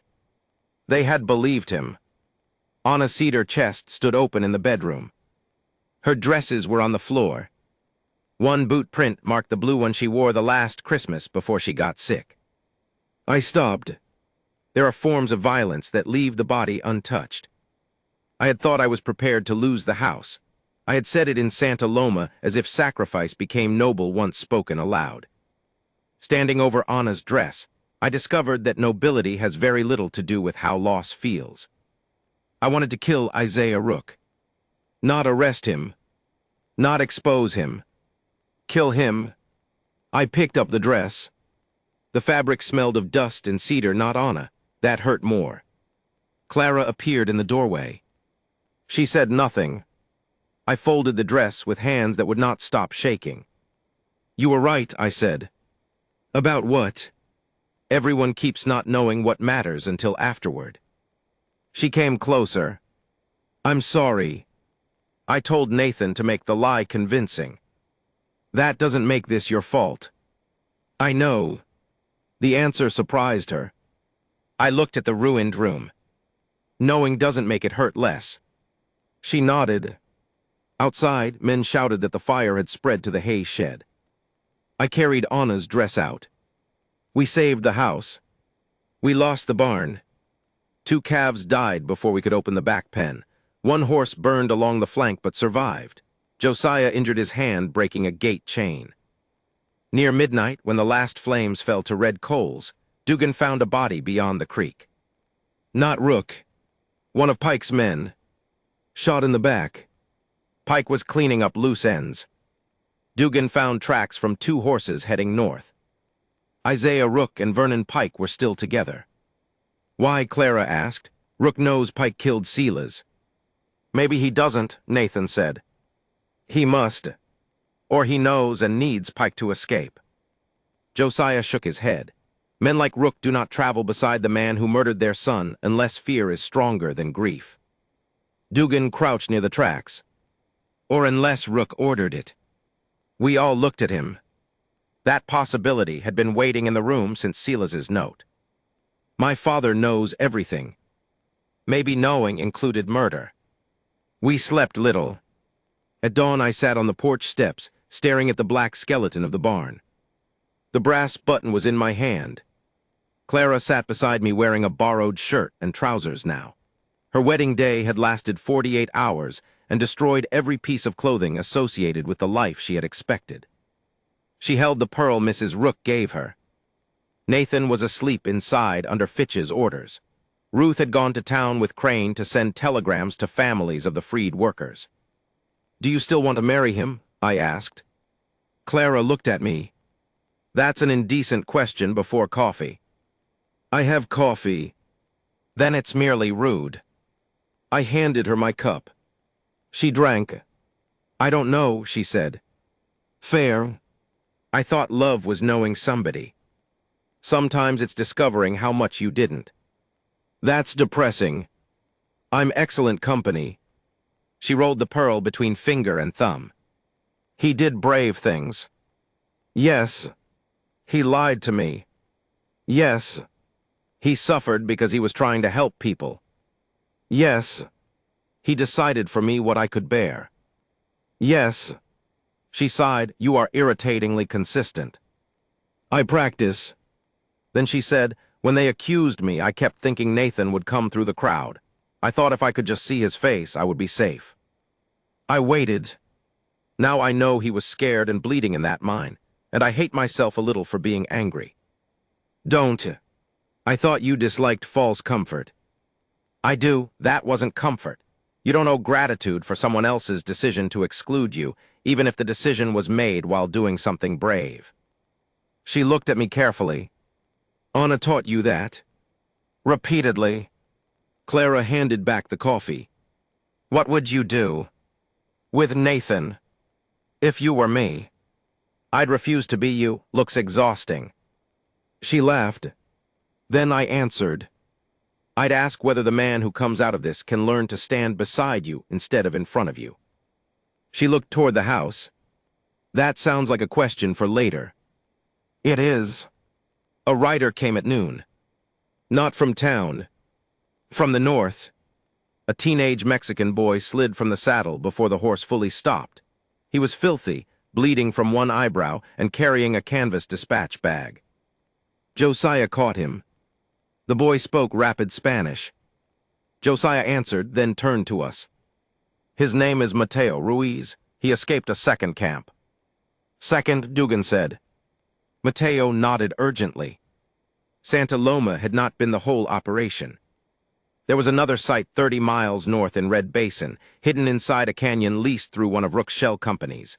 More workers were held there, families too. And Pike was heading there. "Why?" I asked. Josiah translated. Mateo's answer made all of us look at Nathan. "There's a ledger," Josiah said. "The real one. Names, payments, officials, buyers. Silas hid it at Red Basin." Nathan struggled up from his chair. "I thought Silas had sent it away." Mateo shook his head. "He gave it to someone there." "Who?" Clara asked. Mateo said a name. Elena Rook. Silas's mother. For a moment, nobody understood. Then Nathan did. He trusted her. Dugan swore. But she was in town yesterday. Mateo explained. Mrs. Rook had visited Red Basin 3 days earlier under the pretense of inspecting family property.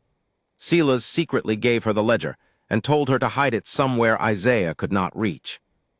"Where is she now?" I asked. Dugan's face changed. "She left town this morning." "To go where?" Nobody knew.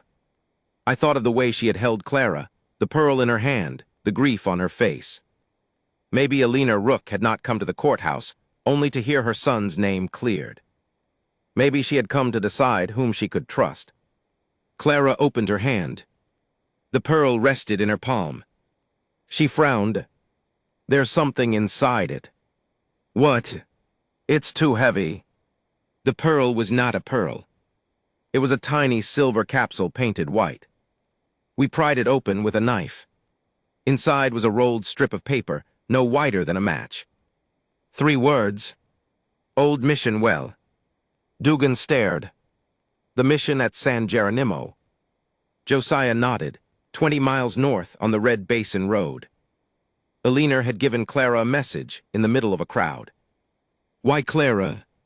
Because Isaiah Rook would never imagine his wife trusted the woman he had publicly accused of murdering their son. The bride had become the safest courier in town precisely because everyone had watched her. We left within the hour. Nathan insisted on coming. Dr. Fitch threatened to tie him to the bed. Clara supported the doctor. Nathan looked betrayed.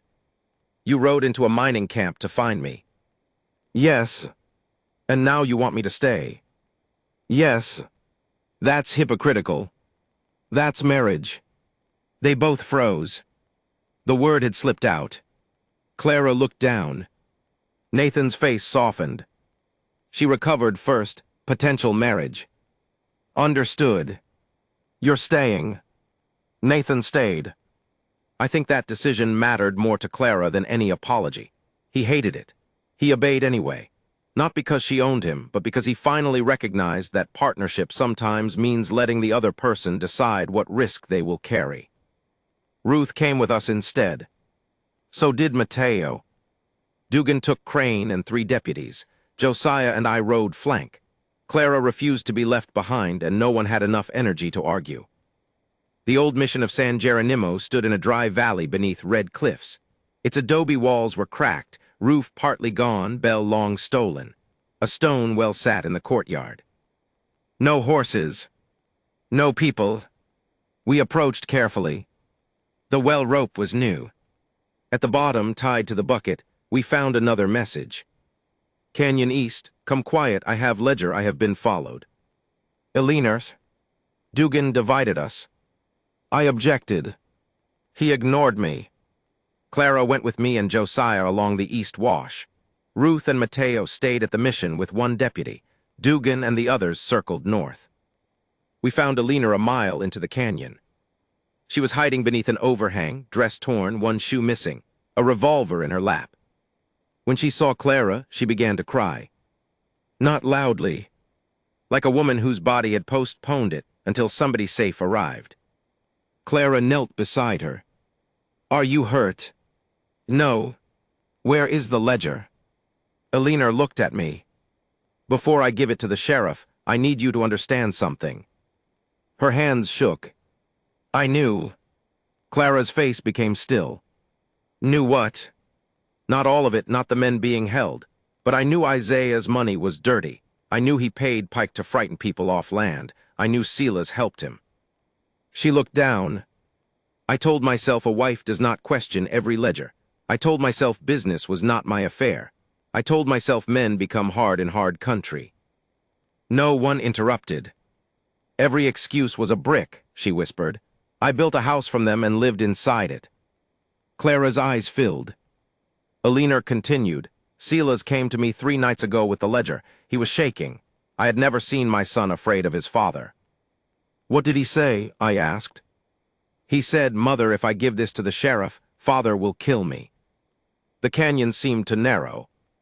And what did you tell him? Eleanor looked at me. I told him his father would never do that. Her face broke.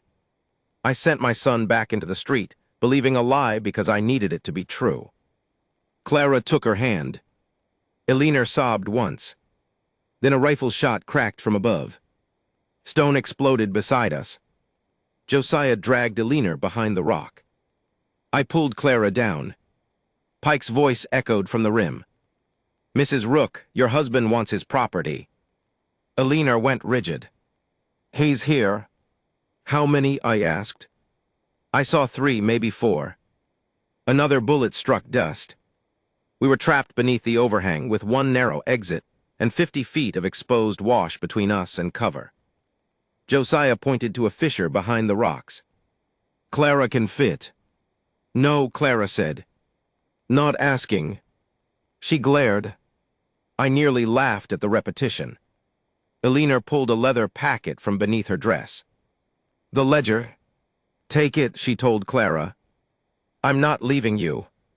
You are if this is to mean anything." Clara hesitated. Eleanor gripped her wrist, the same wrist Silas had once grabbed. But this touch was different. My son's last decent act cannot die, because I was too weak to make mine. Clara took the ledger. We helped her into the fissure. It narrowed behind the rock and climbed toward a side ravine. "Go to Dugan," I said. "What about you?" "We'll keep Pike looking here." Her eyes met mine. "Eli, I know." She squeezed my hand once and disappeared into stone. Pike shouted again. "Send out the ledger and nobody dies." Josiah looked at me. Do men ever believe that sentence? Apparently enough do that they keep using it. Eleanor loaded her revolver. "I should have shot my husband 20 years ago." "That would have complicated church," I said. She laughed unexpectedly. "Good. Fear hates laughter." We waited. The sun climbed, heat filled the canyon. Pike's men tried to descend twice. We fired warning shots and drove them back. Then Isaiah Rook spoke. "Eleanor's." His voice echoed from above. She closed her eyes. I had expected anger. I heard tenderness. "Come home." Eleanor whispered that voice. "What?" He uses that voice when he has already decided the punishment. Rook continued, "Silas is dead, we have lost enough." Eleanor stood behind the rock. "You killed him." Silence. Then Rook answered, "I never told Pike to kill our son." Not denial. A distinction. Eleanor understood. "You told him to stop him." "I told him to get the ledger." "At any cost." Silence again. Her face collapsed. That was the answer. Rook said Silas betrayed us. He was trying to become better than us. He was weak. "No," Eleanor said, "he was late." Her voice strengthened. But late is not the same as never. I thought about that for a long time afterward. Late is not the same as never. Rook's tone hardened. "Where is the ledger?" "Gone." A shot struck the rock. The husband vanished. The banker returned. "You stupid woman." Eleanor flinched. Then she smiled faintly. "There, that is the voice I know." Josiah looked at me. We had maybe 12 cartridges between us. Dugan should have heard the shots by now. Unless Pike had men between us. Minutes stretched. Then hoofbeats thundered somewhere beyond the canyon. Rook shouted orders. Gunfire erupted north of us. "Dugan." We moved. Josiah climbed first along the low rock shelf. I followed, then Eleanor. A man appeared above us. I fired. He dropped his rifle and ran. We reached the ravine just as Clara emerged from the fissure farther ahead. She still had the ledger. Pike saw her. He was on the opposite rim. He raised his rifle. "Clara." She turned. I fired too fast and missed. Pike fired. Eleanor stepped into the open. The bullet struck her. She fell. Clara screamed. Pike disappeared behind the ridge as Dugan's men reached him. I ran to Eleanor. Blood spread across her shoulder. For one hideous second, the image was Clara's wedding dress all over again. Clara pressed both hands to the wound. "Stay with me." Eleanor looked at the blood soaking Clara's sleeves. A strange smile touched her mouth. Again, Clara understood. Apparently this is my talent. Eleanor laughed weakly, then gasped. The bullet had passed through high, bad but maybe survivable. Dugan came down the slope. We got two. Pike ran west, Rook. He stopped. "Where is Rook?" I asked. Dugan's expression told me. Gone. Again. But Clara held the ledger. For the first time, we had something larger than testimony. Names filled page after page. Payments to Pike, ore shipments, bribes to rail agents, loans engineered to seize land, payments to county officials in 2 territories. And one entry that made Dugan sit down on a rock. Sheriff MDUGAN, $800. Clara looked at him. So did I. Dugan's face drained of color. I never took a cent. No one spoke. He grabbed the ledger. Look at me, Eli. I never took his money.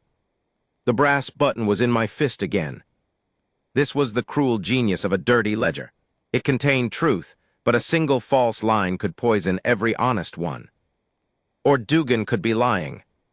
I had known him since we were boys. That did not make him innocent. Clara learned that lesson before I did. She took the ledger back. Until this is verified, she said, nobody gets to decide what one line means. Dugan stared at her. She added, I've had enough of that. He nodded slowly. Fair. We carried Alina back to the mission. Dr. Fitch was sent for. Nathan arrived against orders in the wagon with him, pale and furious that Clara had gone into danger without him. She looked at his bandages. He looked at the blood on her shirt. Neither said a word. Then they both started laughing. Not because anything was funny. Because their argument had become absurd.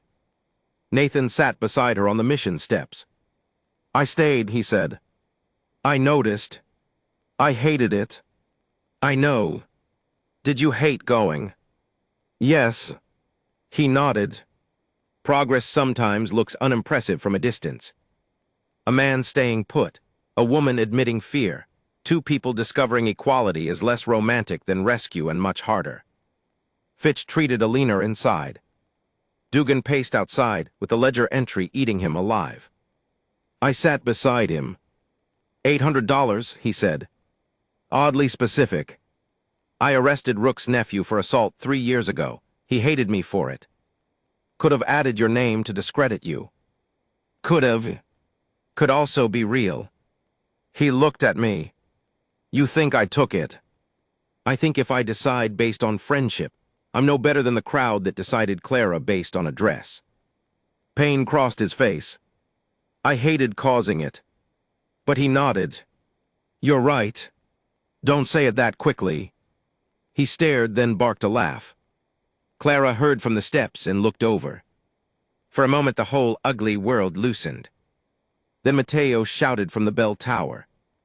Riders, 5, coming fast from the south. We reached for guns. They were not Pike's men. They were federal marshals. And at their head rode a man named Marshal Abram Cole, who dismounted, looked at Dugan, then at the ledger. Sheriff, he said, I have a warrant for your arrest. Dugan did not move. Neither did I. Cole unfolded a paper. Bribery, conspiracy, obstruction of interstate commerce. Dugan's face went blank. On whose evidence? Cole looked toward the road. A 6th rider appeared. Isaiah Rook.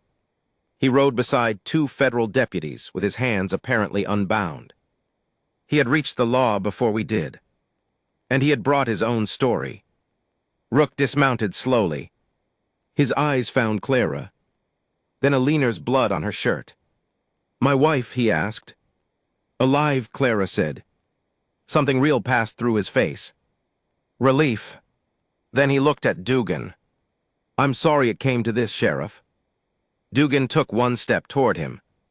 Cole put a hand on his gun. Don't. Dugan stopped. Rook had done what powerful men do when cornered. He had not run from the system. He had entered it first. He claimed Pike operated the camps without his knowledge. He claimed Silas discovered the crime and Nathan killed him during a dispute. He claimed Dugan accepted bribes to ignore illegal freight and then fabricated evidence against the Rook family when Silas died. And the ledger, our ledger, contained Dugan's name. Rook had made truth arrive looking counterfeit. Marshal Cole took possession of the book. He arrested Dugan. I objected. Cole told me obstruction would earn me irons too. I nearly accepted the invitation. Clara stopped me. Her hand closed around my wrist. Not this way. I looked at Dugan. He held out his hands for cuffs. Listen to the bride, he said. She's not a bride, Rook muttered. Clara turned on him. Neither your son's death nor your money gives you the right to name me. Rook looked away first. Cole took Dugan toward Mercy Ridge. Rook rode with them under what he called protective custody. Pike remained missing. Eleanor woke near sunset.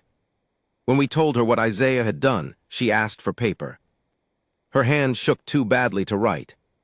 So Ruth wrote while Eleanor dictated.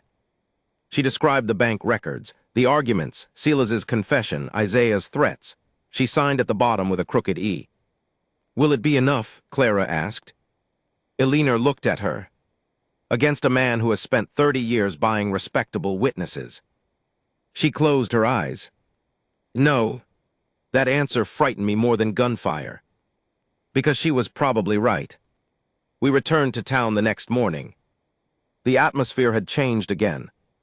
Yesterday Clara had been innocent. Today people were uncertain. A federal warrant does that. Official paper makes doubt look intelligent. Whispers followed us.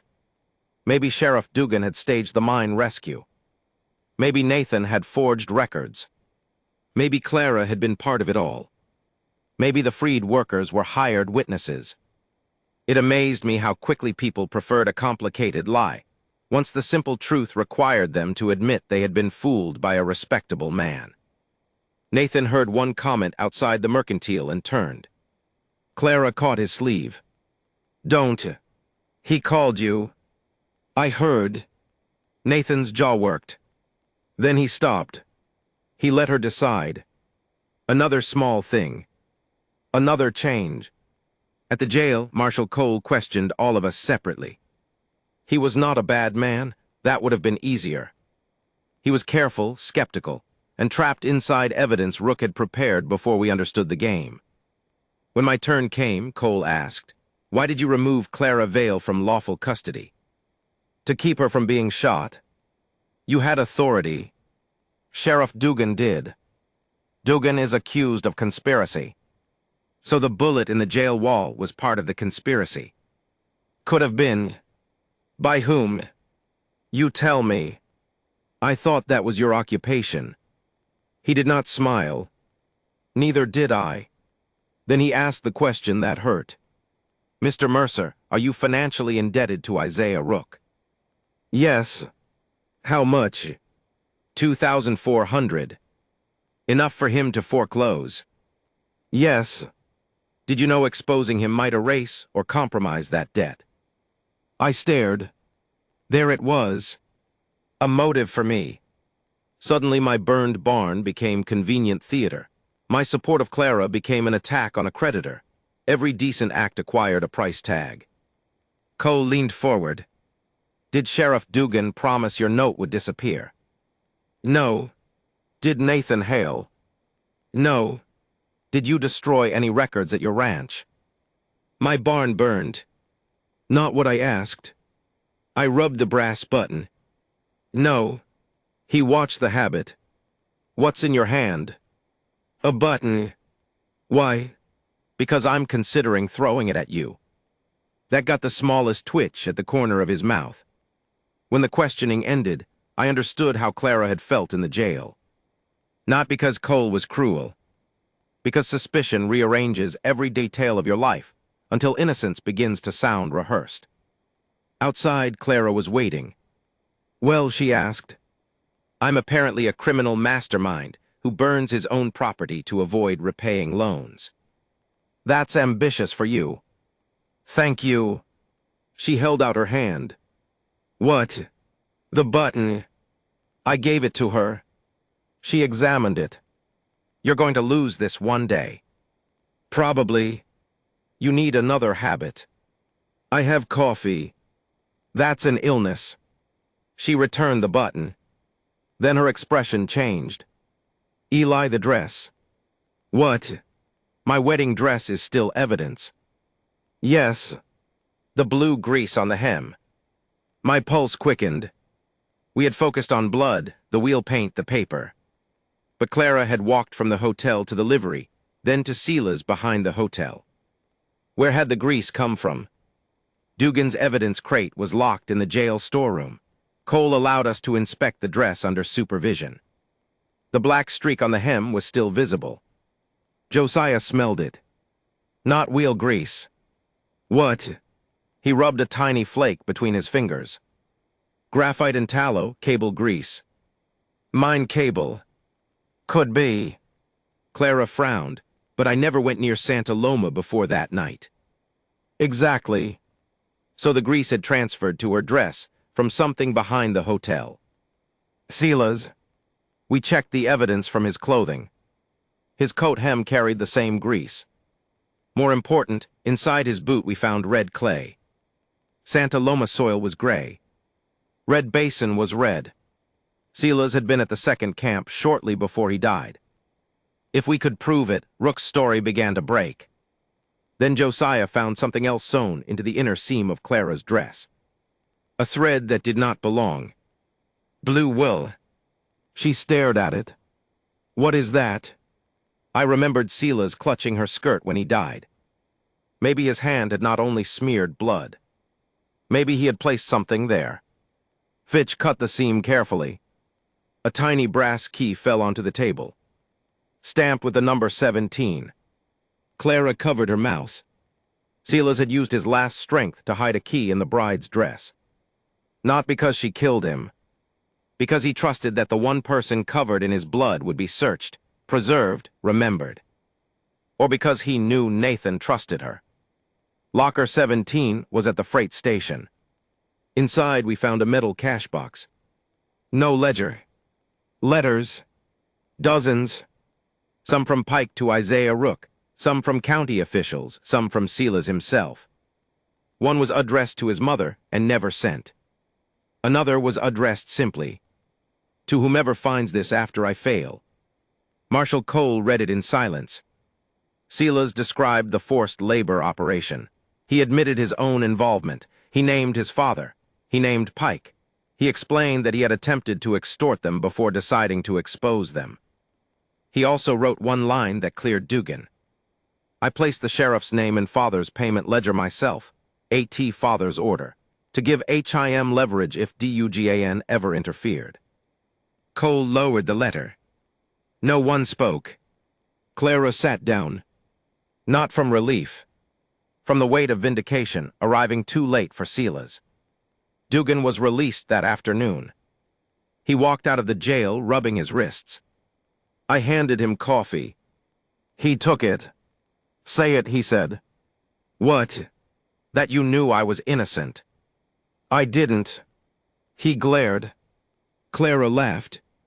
Dugan looked at her. Why do I keep expecting comfort from the two least comforting people in the territory? Poor judgment, she said. For 1 hour, things seemed to turn. Cole issued a warrant for Isaiah Rook.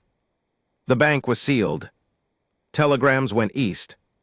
Rook was no longer in protective custody. He was missing. Again, one federal deputy had helped him leave through the rear stable. The deputy was found unconscious 2 miles outside town. Pike had intercepted them, and this time Rook had taken something with him. Eleanor's, Dr. Fitch's room was empty. Blood marked the bedsheet where her shoulder wound had reopened. On the floor lay a single white-painted silver capsule. Crushed flat, Clara picked it up. Inside was no note, only a smear of blood. Nathan came behind her. What does it mean? Clara looked toward the North Road. It means she fought. Marshal Cole ordered everyone to stay in town. Nobody listened. By dusk, we knew where Rook was going. Red Basin. The ledger exposed the operation, but physical records remained at the camp. Payroll books or shipments, perhaps prisoners who could testify. If Rook destroyed them and killed Eleanor, he could still muddy enough evidence to delay conviction for years. More than that, Pike had nearly 40 workers and families at Red Basin. People who did not have years. Cole assembled 12 men. Dugan took 6. Josiah prepared horses. Nathan saddled 1 too. Clara saw him. They stood facing each other in the stable yard. "You're not healed," she said. "I know. You could reopen the wound." "I know. You're going anyway." "Yes." She closed her eyes. Nathan waited. Then he said, "Tell me not to go." She looked at him. "I won't." "Why?" "Because I meant what I said. You don't get to choose my risks. I don't get to choose yours." He swallowed. "But I can tell you I'm afraid." "I'm afraid too. And I can ask you to come back." He nodded. "Ask me. Come back. I will try." It was not the promise she wanted. It was the only honest one. She kissed him once, then mounted her own horse. Nathan stared. "Where are you going?" "With you." He almost argued. I saw the old instinct rise. Then he shut his mouth. Clara smiled faintly. That may have been the nearest thing to a wedding vow they managed all week. We rode north under a moon thin as a cut fingernail. Red Basin waited beyond the dark hills. Somewhere ahead were Rook and Pike, a wounded woman, dozens of prisoners, and whatever remained of the truth after powerful men had spent years burying it. Near midnight, we stopped at a dry creek to water the horses. I reached into my pocket. The brass button was gone. I searched both pockets, saddlebag ground. Nothing. Clara noticed. "You lose something." I did not answer immediately. For 6 years, I had believed that button kept Anna close. Now it was somewhere on the road behind us, pressed into dust beneath hoofprints. My first feeling was panic. Then grief. Then unexpectedly, shame at the panic. Not because the button did not matter. Because Anna had never lived inside it. I sat on a rock and laughed once. Clara crouched beside me. "The button. Gone. I'm sorry. So am I. Do you want to go back?" I looked toward the south. Dark road, miles of it. Somewhere maybe, a small circle of brass lay in the dirt. Then I looked north. People were waiting. "No," I said. I stood. For the first time in 6 years, my left hand had nothing to hold. It felt terrible. It also felt free. We rode on. Just before dawn, the canyon walls of Red Basin rose ahead. And from somewhere inside them came the slow toll of a bell. One strike, then another, then another. Josiah's face tightened. "That is not a church bell." "What is it?" Clara asked. "Mine warning." "For what?" He looked toward the canyon. "Collapse." Then the earth moved beneath our horses. A low roar rolled through the basin. Dust rose against the stars. Pike was not merely burning evidence. He was bringing the mountain down on everyone inside. The mountain sounded alive when it broke. Not loud at first, deep. A growl under the ground that traveled through my boots and up my legs. Horses reared. Stones rattled down the canyon wall. Somewhere ahead, timbers snapped in a chain of dry cracks. Then the dust came. It rolled out of Red Basin like weather. "Off the horses," Josiah shouted. We dismounted as another tremor struck. Clara's mare stumbled sideways. Nathan caught the bridle with his good arm and nearly tore open the wound in his shoulder doing it. Marshal Cole stood in the road staring at the canyon entrance. "How much did they bring down?" he asked. Josiah did not answer immediately. "That depends where they set the charges." Another bell strike echoed inside.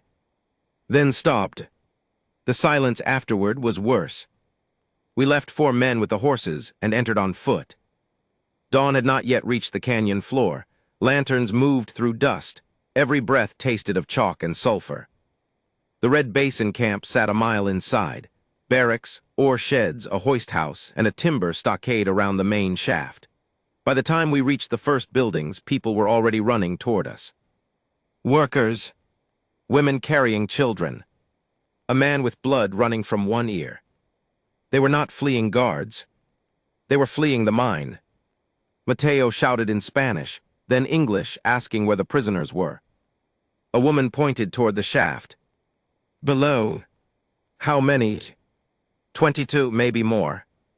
My stomach dropped. Pike had locked men underground before setting charges.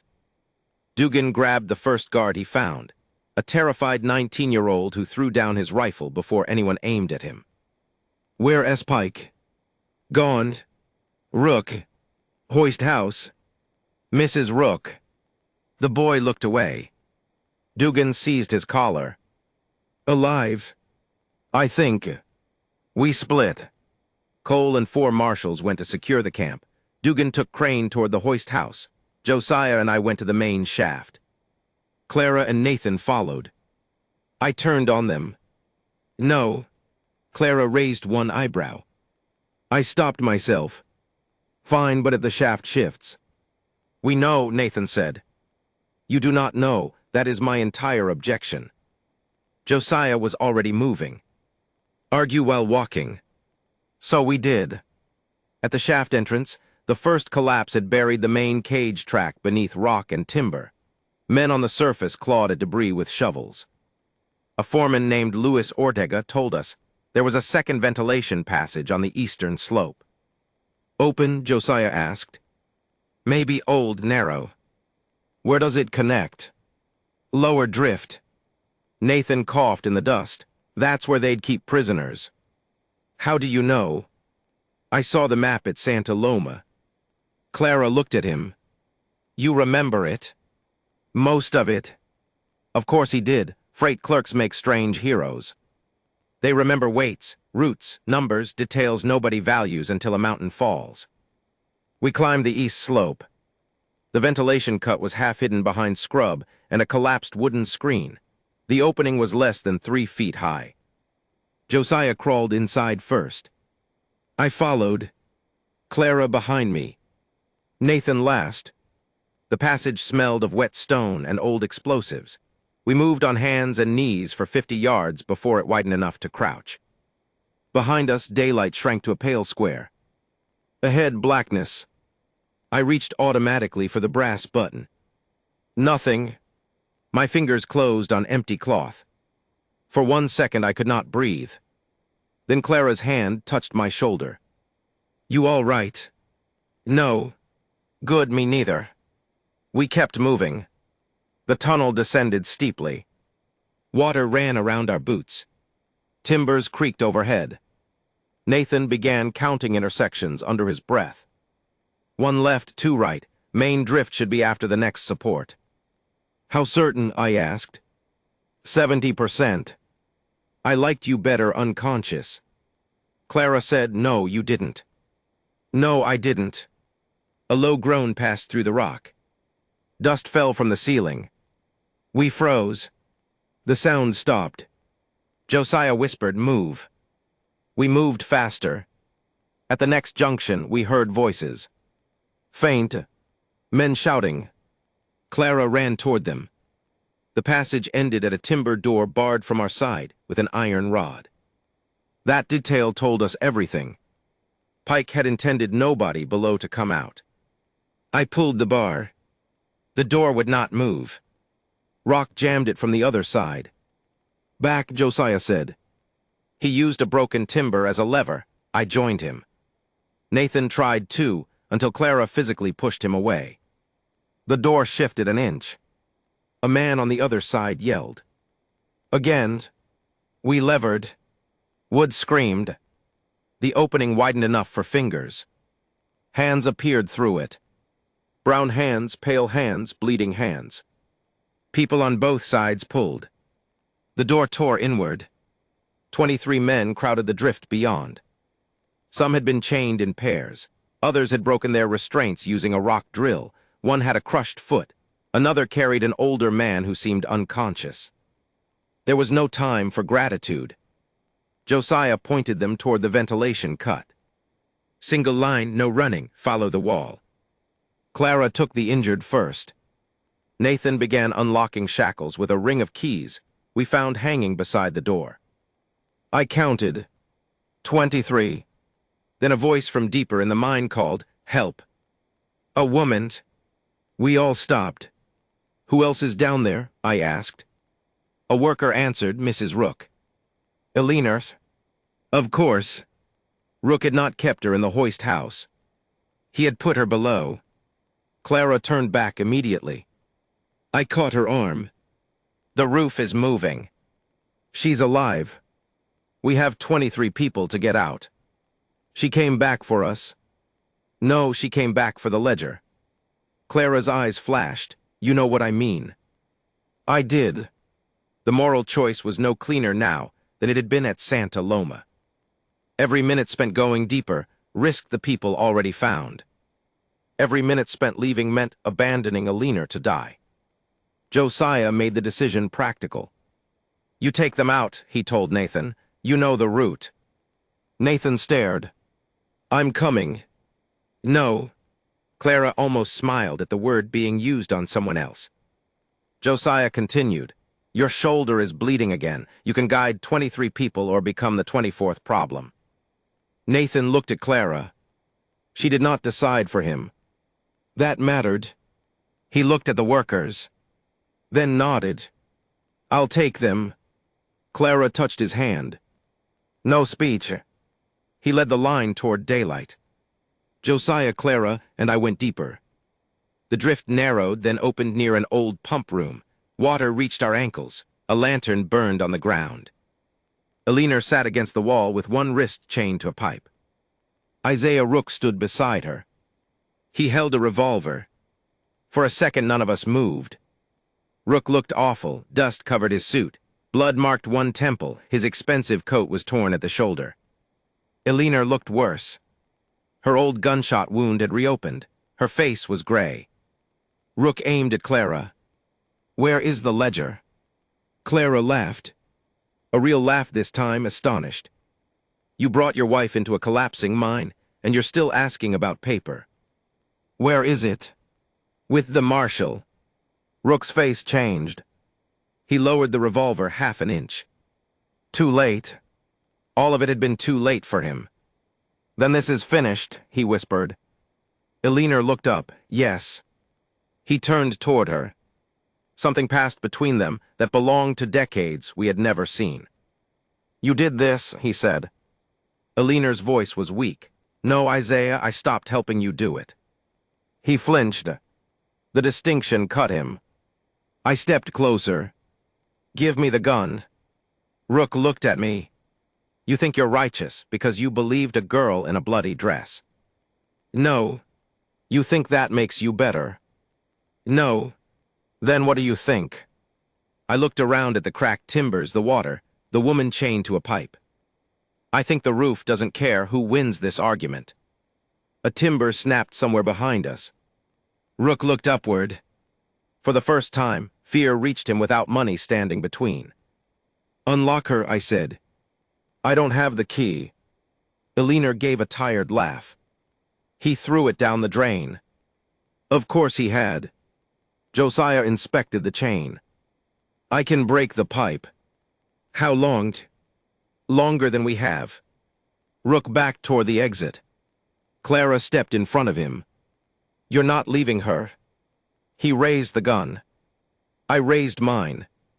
"Clara, move." She did not. Rook's hand shook. He looked at his wife. "Elinor's." She stared at him. "What?" "I didn't mean Sela's." A strange silence settled. Maybe he had wanted to say that for days. Maybe he thought intention could bargain with consequence. Elinor's eyes filled. "I know." His face broke with relief. Then she added, "That is not enough." The mine groaned. Rook lowered the gun. He took one step toward her. Another, then handed me the revolver. "Move." He knelt beside the pipe. Josiah gave him the iron bar. Together they struck the corroded joint. Once, twice, again. Rook's hands blistered, he kept swinging. I could not decide whether I was watching repentance or panic. Wei's words returned to me. A man can carry two reasons. Perhaps Rook did too. The pipe cracked. Water burst from the joint. Aliner's chain slipped free with a length of metal attached. Then the ceiling came down. Not all of it. Enough. I heard Clara scream my name. Rock struck my shoulder and knocked me flat. The lantern went out. Darkness became absolute. For several seconds there was only coughing and falling stone. Clara. Here. Josiah. A cough, unfortunately. Aliner's. No answer. I crawled toward where she had been. My hand found fabric. Then a pulse. Alive. Rook, Clara called. Silence. We found him pinned beneath a timber. His leg was trapped from the knee down. The exit behind us was partly blocked. Josiah tested the beam. We can lift it. Another rumble. He looked at me. Maybe. Rook understood. Take Aliner. Clara knelt beside him. We can get you out. No. We can try. He laughed bitterly. You are determined to believe better of people than they deserve. Clara stared at him. I didn't say I believed better of you. That silenced him. She put both hands on the timber. I said we can try. There it was again. Compassion without absolution. I think that is harder than forgiveness. We lifted. The beam moved half an inch. Rook screamed. Again. Josiah braced his back against the wall. I pulled. Clara pushed with both legs. The beam rose. Rook dragged himself free.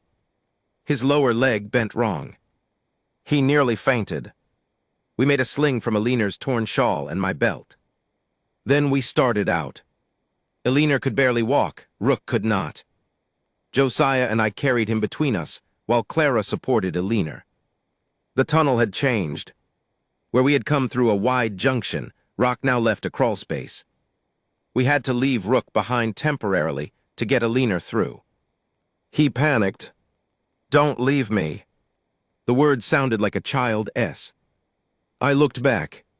This man had threatened my ranch, corrupted the county, enabled forced labor, and helped create the chain of choices that killed his son. I hated him. I also knew exactly what fear of being left behind sounded like. We're coming back. How do I know? You don't. He grabbed my sleeve. Mercer. I almost reached for the brass button. Again, nothing. I put my hand over his instead. We're coming back. Clara and I got Aliner through the gap. Josiah stayed with Rook. Then I crawled back. It took 15 minutes to pull him through 6 feet of broken stone. 15 minutes can hold a lifetime when a mountain is settling around you. He screamed, I swore. Josiah told us both to save air. At one point, Rook's boot caught, and he begged me to cut the leg off. I told him I was a rancher, not a surgeon. He said he did not care. I cared. We freed the boot. Farther up the passage, we found Nathan coming back toward us. Clara went furious. What are you doing? I got everyone out. You were supposed to stay out. You never said that. She opened her mouth, then closed it. He was right. Fine, she said, help with Aliner. He did. The last crawl toward daylight was the worst. Behind us came another collapse. Air blasted through the tunnel carrying dust. The lantern went out again. Ahead, someone shouted. Hands reached inside. One by one we emerged. Clara, Aliner, Nathan, Josiah, Rook, me.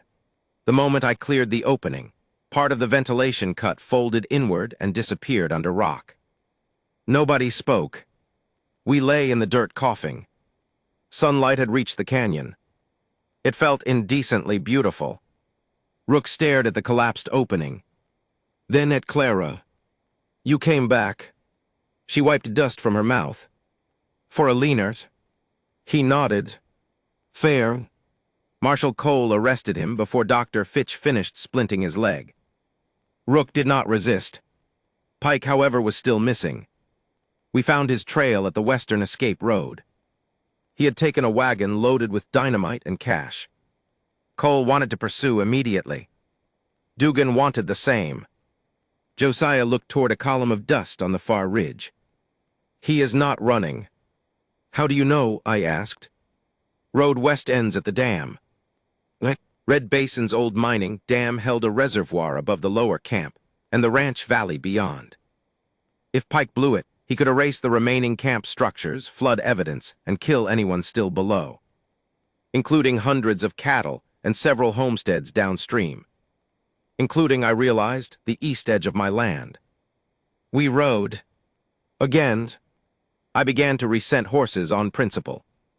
The dam was an earth and stone wall across a narrow gorge, built 20 years earlier to feed hydraulic equipment. Pike's wagon stood near the center. He had already unloaded dynamite. We saw him on the crest, with wire running toward the spillway. Cole spread men along both approaches. Pike fired first. A marshal's horse went down. The rest of us took cover. Pike, Dugan shouted, "It's over." Pike laughed. Men like him often laugh when nothing is funny. It is their last way of pretending control. "You got the banker," he shouted. "Congratulations. Walk away from the plunger. You think Rook built this?" Dugan looked at me. Pike continued, voice carrying over water. "He paid, I built. Every frightened worker, every wagon, every deputy who looked the other way. Men like Rook buy dirt. Men like me make it profitable." There was pride in it. That told me he would not surrender. Clara was beside a boulder 20 yards to my right. Nathan lay behind another. Josiah had disappeared, which usually meant he was being useful somewhere I would later object to. Pike held up the detonator handle. "Come closer." Nobody did. He smiled. Then a leaner Rook's voice came from behind us. "Vernon." I turned. She was in Fitch's wagon, pale as linen, refusing every reasonable instruction given to her. Fitch looked murderous. "What is everyone's problem with bed rest?" he demanded. Eleanor stood with help. Pike stared at her. "Mrs. Rook, you killed my son." The smile left him. "Your husband gave the order. He gave you permission to become what you already were." Pike's jaw tightened. Eleanor stepped forward. "Silas trusted you once. He was weak. He learned from his father."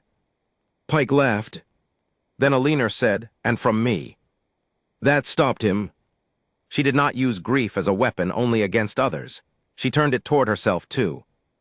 "I saw what men like you were doing and called it business because the money bought curtains," she said. "I called it necessity because the bank grew. I called silence loyalty." Her voice shook. "I was wrong." Pike looked almost bored. "Good speech." "No, not good, late." She took another step. "But late is not never." Pike raised his rifle. Clara shouted. A shot cracked. Not Pike's. Josiah's. The detonator handle flew from Pike's hand. He spun and fired blindly toward the ridge. Dugan rushed forward. Pike ran for the wagon. Nathan moved from cover. Too slow because of his wound. Pike saw him. I saw the rifle turn. Clara saw it too. She ran. Not toward safety. Toward Nathan. She hit him at the waist just as Pike fired. They both fell. The bullet passed over them. Dugan tackled Pike near the wagon. They went down hard. Pike drew a knife. Dugan caught his wrist. I reached them and kicked the blade away. Pike rolled free and lunged toward the dynamite wire. Clara's revolver fired. The shot struck dirt in front of his hand. He froze.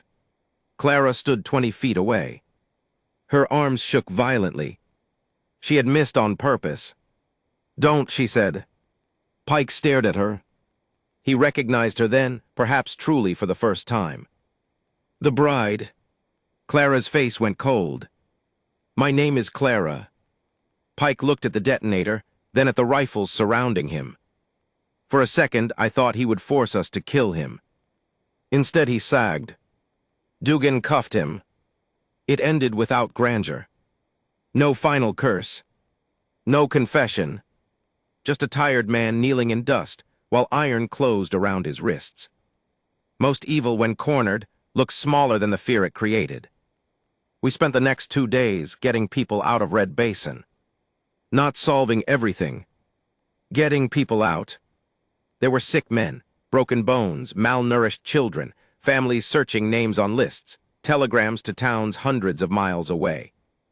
One old worker refused to leave until he found the tin cup he had used for 11 months. He said it belonged to his brother, who died in the mine. We searched an hour, found it under a bunk. That cup mattered. I understood. On the 3rd day, we buried 4 men killed in the collapse. One had no known family. One was 17. One had lied about his age to get railroad work. One had a wife in Sonora who would receive a telegram written by Ruth Hale. There were no speeches about sacrifice. They had not volunteered to die. We said their names. That was enough. Silas Rook was buried in Mercy Ridge on the same afternoon. The church was full and uncomfortable. People did not know how to mourn a man who had helped profit from suffering and then died trying to expose it. The minister tried to simplify him. Eleanor stopped him. She stood beside the coffin with her shoulder bandaged. My son did cruel things, she said. The minister looked startled. He was vain, he was entitled. He hurt people because he believed apology was something money could make unnecessary. Clara sat beside Nathan near the back. Eleanor continued. Then he became afraid of what he had helped build. At first he wanted to save himself. Later, I think, he wanted to save others too. She touched the coffin. I do not know when one reason became the other. Her eyes moved across the church. I will not lie about him to make grief easier, and I will not lie about his last act to make anger easier. That was the whole sermon. Afterward, Clara placed the small pearl capsule on Silas's coffin. Not the hidden note, just the empty shell. Nathan stood beside her. He did not touch her until she reached for his hand. I noticed. So did she. Isaiah Rook and Vernon Pike went east in federal custody.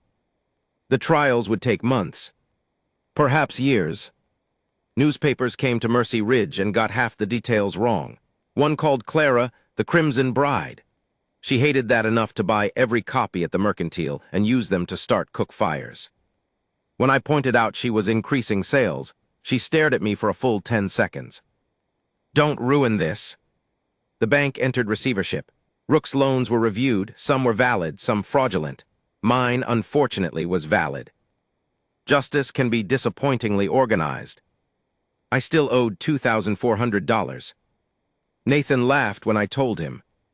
I threatened to reopen his shoulder wound. My barn had to be rebuilt. That became the town's apology, though nobody called it that. Amos Bell arrived first with lumber. Then Tommy Reed and his father came with nails. Mrs. Tanner brought food no one had requested, and everyone ate. Men who had stood in the mob lifted rafters beside men who had defended the jail. I did not know what to do with that. Part of me wanted to refuse them. Let them keep their guilt. Let the burned barn remain as accusation. Josiah saw it. You want punishment, he said.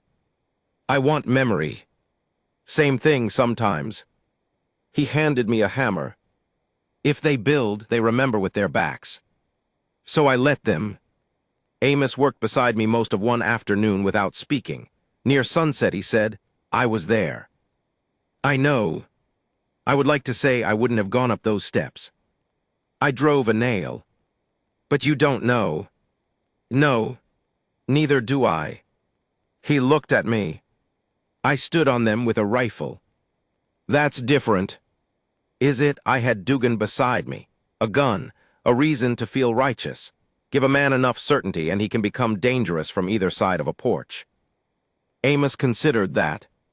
then handed me another nail. We worked until dark. Clara did not return to the hotel room where she had dressed for the wedding. She stayed at Ruth's house. Nathan stayed with Dr. Fitch until his wounds closed. For 12 days they saw each other in daylight, often with other people around. Mercy Ridge found this almost as scandalous as murder. One morning Clara came to the ranch alone. She carried the wedding dress in a flour sack. Dugan had released it from evidence. She spread it across my kitchen table. The bloodstains remained. Brown now. The satin was torn, pearls missing, the hem black with cable grease. "What are you going to do with it?" I asked. "I don't know.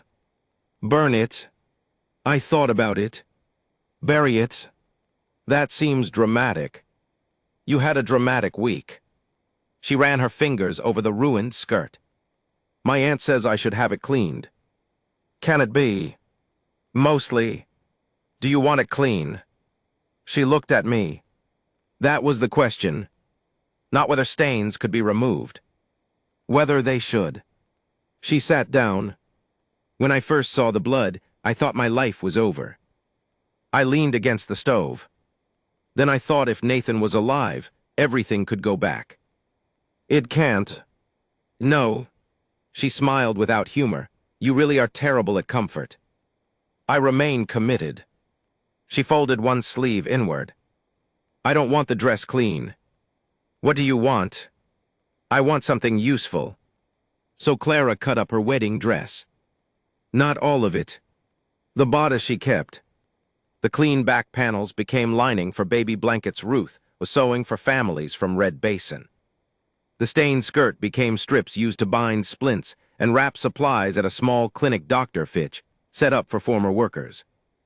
At first I thought there was symbolism in it. Clara told me not to be annoying. It's cloth, Eli. It was your wedding dress. It's still cloth. Then she held one bloodstained strip and added quietly, maybe I'm tired of people telling me what it means. Fair. She kept one piece untouched. A square no larger than her hand, stained dark at the center, with one pearl still sewn near the edge. I never asked why. Nathan came to the ranch that evening. He had no flowers. Smart man. He sat across from Clara at my kitchen table. Josiah and I made ourselves scarce by moving 3 feet away to repair harness in the next room with the door open. They knew we could hear. They talked anyway. Nathan said, I'm sorry. Clara said, I know. I was afraid if I told you, you'd de-insist on helping. I would have. I know. And you thought that was reason not to tell me. Yes. Do you still? A long silence. No. Why? Because keeping you ignorant didn't keep you safe. It only made you face danger without understanding it. Clara did not answer immediately. Nathan continued, but I need to tell you something you may not like. Josiah stopped working. I elbowed him. He ignored me. Nathan said, if the same thing happened tomorrow and I knew someone would kill you for knowing, I might still be tempted to hide it. Clara breathed out. At least that's honest. I don't know how to stop being afraid for you. I don't need you to stop. What do you need? Be afraid with me. That sentence stayed with me. Be afraid with me. Not for me. Not instead of me. With me. Nathan reached across the table. Clara let him take her hand. They did not announce another wedding date. Not then. That disappointed the town enormously. Good. Elena Rook sold the big house on the hill. Most of the proceeds went into restitution funds for the workers. Lawyers argued over amounts. Families argued with lawyers. Nothing happened cleanly. She moved into 2 rooms behind the old schoolhouse and began helping Ruth write claims for people who could not read English. Some forgave her. Some did not. She accepted both. One afternoon, a former Red Basin worker spit at her feet. She did not defend herself. She wiped her shoe and continued writing his claim. I asked later how she endured it. I spent years benefiting from things I chose not to see, she said. I do not get to demand that being useful now erases that. You could leave. Yes. Why don't you? She looked toward the schoolhouse, where 3 children were learning letters from Ruth. Because late is not never. She had made it a creed. By October, the barn stood again. Straighter than before, annoyingly. Josiah made sure everyone noticed. The burned horse recovered enough to graze. Hair grew white over the scar on her flank. I named her Satin. Clara threatened me with bodily harm. That is a terrible joke. I've had worse. You named an injured horse after my ruined wedding dress. When you say it like that, it does sound insensitive. It is insensitive. Satin likes it. The horse sneezed. Clara said even she disagrees. Those ordinary arguments healed something in all of us. Then winter arrived early. With it came the trial summons. Federal court would sit in Denver in January. Clara, Nathan, Josiah, Dugan, Eliner, Wei Liang, Mateo, and I were all called to testify. The newspapers returned. So did the name Crimson Bride. This time Clara did not buy the papers. She ignored them. Growth is sometimes less satisfying than revenge and more practical. 2 days before Christmas, Nathan came to my ranch with a small box. No, I said. I haven't asked anything. You have a box. It isn't for you. Then definitely no. He rolled his eyes. Inside was a ring. Not Clara's original engagement ring. That one had disappeared at the hotel during the confusion. This was simple silver with a narrow blue stone. Blue, I said. Nathan winced. Is that terrible? Potentially. The jeweler said it was turquoise. I know what turquoise is. I wanted something that wasn't trying to pretend none of this happened. I looked at him. That was better than I expected. You asking her again? Yes. Why? He stared at me. Because I love her. That was true the first time. He frowned. I continued, what's different? Nathan sat on the porch rail. He thought for a while. I used to think marrying her meant keeping bad things away. And now I think it means not lying about where the bad things are. I nodded. Better. Is that approval? Don't get greedy. He proposed Christmas morning in Ruth's kitchen while Clara was kneading bread. No church. No crowd. No dramatic speech. He put the box on the flower-covered table. Clara looked at it. Then at him. Is this what I think it is? Yes. Are you going to kneel? My shoulder hurts when I kneel. Convenient. I can try. Don't. She wiped flour from her hands. Nathan said, I don't want to ask you to become my wife like it means becoming my responsibility. Clara's expression changed. I want to ask whether you'll keep building a life with me, even when we disagree. Especially then. She looked at the ring. Will you tell me when you're scared? Yes. Will you let me make choices you think are dangerous? He hesitated. Clara waited. I will try. She smiled. Good answer. Is that a yes? No. His face fell. She laughed. Ask me properly. He did kneel then, sore shoulder and all. Clara Vale, would you marry me? She looked at him for a long time. Then said yes. Ruth cried. I pretended there was smoke in the room. Josiah said, from bread. I told him to mind his business. They chose February. Small ceremony. No hotel. No sugared almonds. Clara refused a new wedding dress. Instead, she wore a plain cream-colored dress Ruth made, with a blue ribbon at the waist. One pearl was sewn at the collar. The pearl from the original dress. Not the capsule. The surviving real pearl. The trial came first. Denver in January was cold enough to make Mercy Ridge seem tropical. We stayed in a boarding house near the courthouse. Clara hated the city noise. Josiah loved street vendors. Dugan complained about federal coffee as if corruption had a flavor. Isaiah Rook entered court on crutches. Vernon Pike walked in chains. Seeing them under a high plaster ceiling felt strange after caves, mines, and gunfire. Law turns violence into paper eventually. That can feel inadequate until you remember paper is what men like Rook used to control everyone in the first place. Now the paper faced him. The trial lasted 11 days. Defense lawyers attacked every witness. They called Way an illegal laborer, though he had valid papers. They suggested Mateo invented abuse to avoid debt. They called Elena a bitter wife. They implied Nathan was jealous of Silas.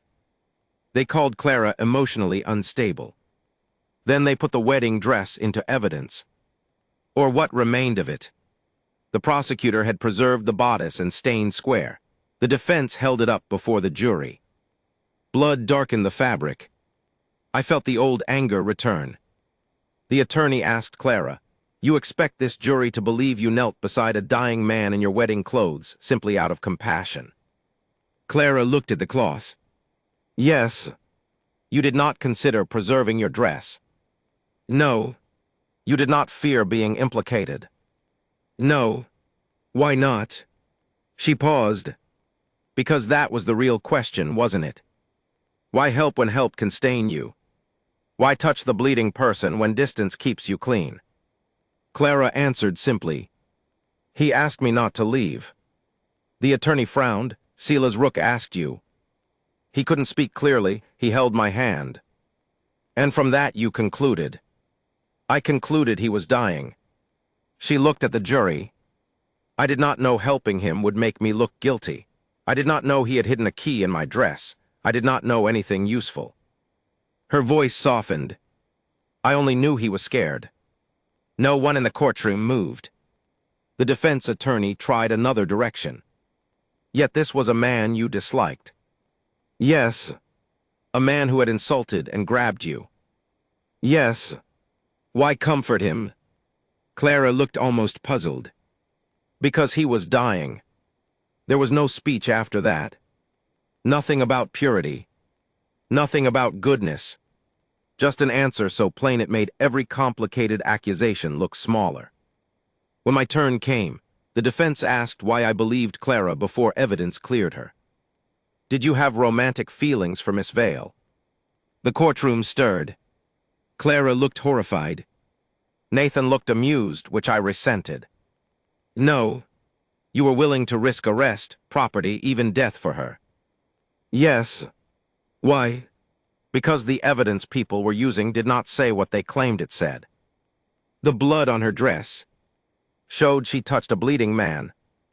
The missing groom showed a groom was missing. Her presence beside the body showed she was beside the body."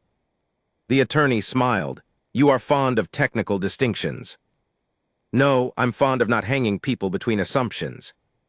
Judge told the courtroom to quiet. The lawyer walked closer. "You believed she was pure." That word bothered me. Pure? As if innocence were clean cloth. As if good people never had anger, secrets, mistakes, ugly thoughts. "No," I said. The attorney paused. "No. I believed she was innocent of killing Silas." "Is there a difference?" "Yes." I looked at Clara. She was angry. She mistrusted people. She lied once about how frightened she was. She carried a gun into a mine after being told not to. She slapped her fiancé in front of a federal marshal. Nathan whispered, "Deputy." Clara elbowed him. I continued, "She's not pure, she's human." The courtroom was silent. And that is enough. I had not planned the sentence. It came from somewhere beyond planning. Years later, newspapers would quote it badly. They would turn it into a slogan. I hated that. What I meant was simpler. Clara did not need to be flawless to deserve fairness. None of us did. The jury convicted Pike on kidnapping, murder, forced labor conspiracy, and attempted destruction of evidence. Isaiah Rook was convicted on conspiracy, unlawful imprisonment, fraud, bribery, and accessory charges related to Silas's death. The murder count itself failed. The jury could not agree that he intended his son to die. Eleanor cried when that verdict was read. Not because she wanted Isaiah free. Because uncertainty had survived. Sometimes law ends with a period where grief keeps a question mark. Rook received a sentence long enough that everyone called it life. Pike received longer. Neither apologized. That disappointed people who like stories to close properly. Real people rarely cooperate with endings.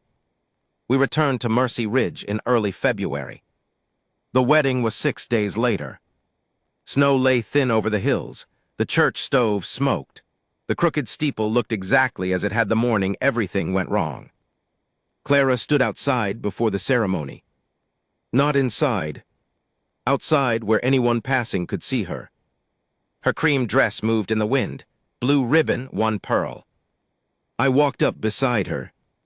Nervous. No. You're rubbing your thumb against your finger. She stopped. Traitor. I notice habits. She looked toward the church door. Do you think people are staring? Yes. Wonderful. Want me to chase them off? No. She breathed in. Let them look. Nathan waited inside. This time he had arrived early enough to annoy everyone. Clara smiled. Then she reached into a small pocket hidden in her skirt. Hold out your hand. I did. She placed something in my palm. A brass button. Not mine. A new one. Plain, cheap, bright.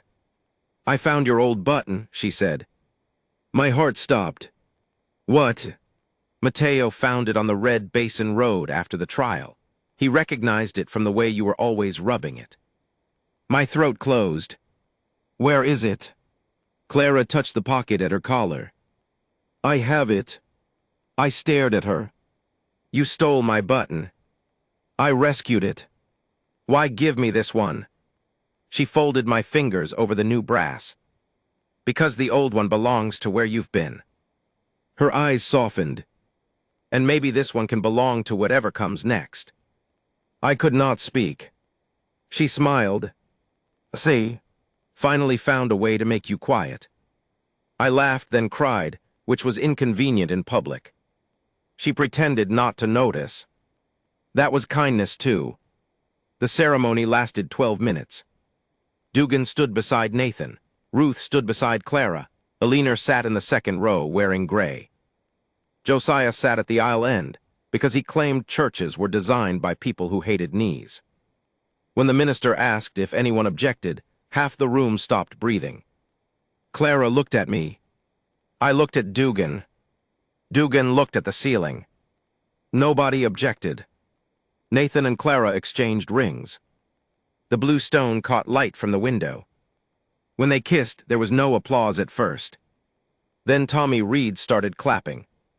Everyone joined. Outside, snow began falling. Not enough to cover the road. Just enough to soften the edges. The reception was held in my new barn. Clara's idea. She said if the town was going to rebuild it, the town could dance in it. Amos played fiddle badly. Dugan drank cider and complained it needed whiskey. Fitch danced with a leaner once. Josiah disappeared with 3 pies and denied everything. Near midnight, Clara found me standing outside the barn. Music came through the wall. Light spilled across snow. You're hiding, she said. I'm supervising. From outside. Best angle. She stood beside me. For a while we watched our breath fog. Then she said, do you miss her tonight? On it. I turned the new brass button in my pocket. Yes. More because it's a wedding. No. That surprised me. I miss her because the moon is out, because the barn smells new. Because Josiah ate pie with his hands. Because you said something this morning the way she used to. Clara smiled. That sounds worse. It is, and better. How? I looked at the lit barn. For a long time, I thought remembering meant keeping everything unchanged. The house, the dress. The button. She nodded. But memory isn't a room you lock. I rubbed the new button once. It's more like a trail. You keep walking and somehow they're still part of where you are. Clara leaned her shoulder against mine. That was almost comforting. Don't spread it around. We stood there until Nathan came searching. There you are, he said. Clara looked at him. You sound surprised. I've lost you once. I'm allowed to check. She raised an eyebrow. He corrected himself. I'm allowed to ask where you went. Better. He held out his hand. Dance. Clara took it. They went inside. I stayed a moment longer. In my pocket was the new button. Somewhere on Clara's dress, hidden near her heart, was the old one. That should have felt like an ending.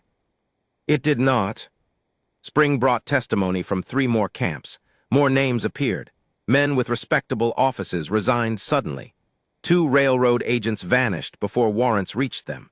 Alina spent most days writing letters for families trying to recover wages that might never be repaid.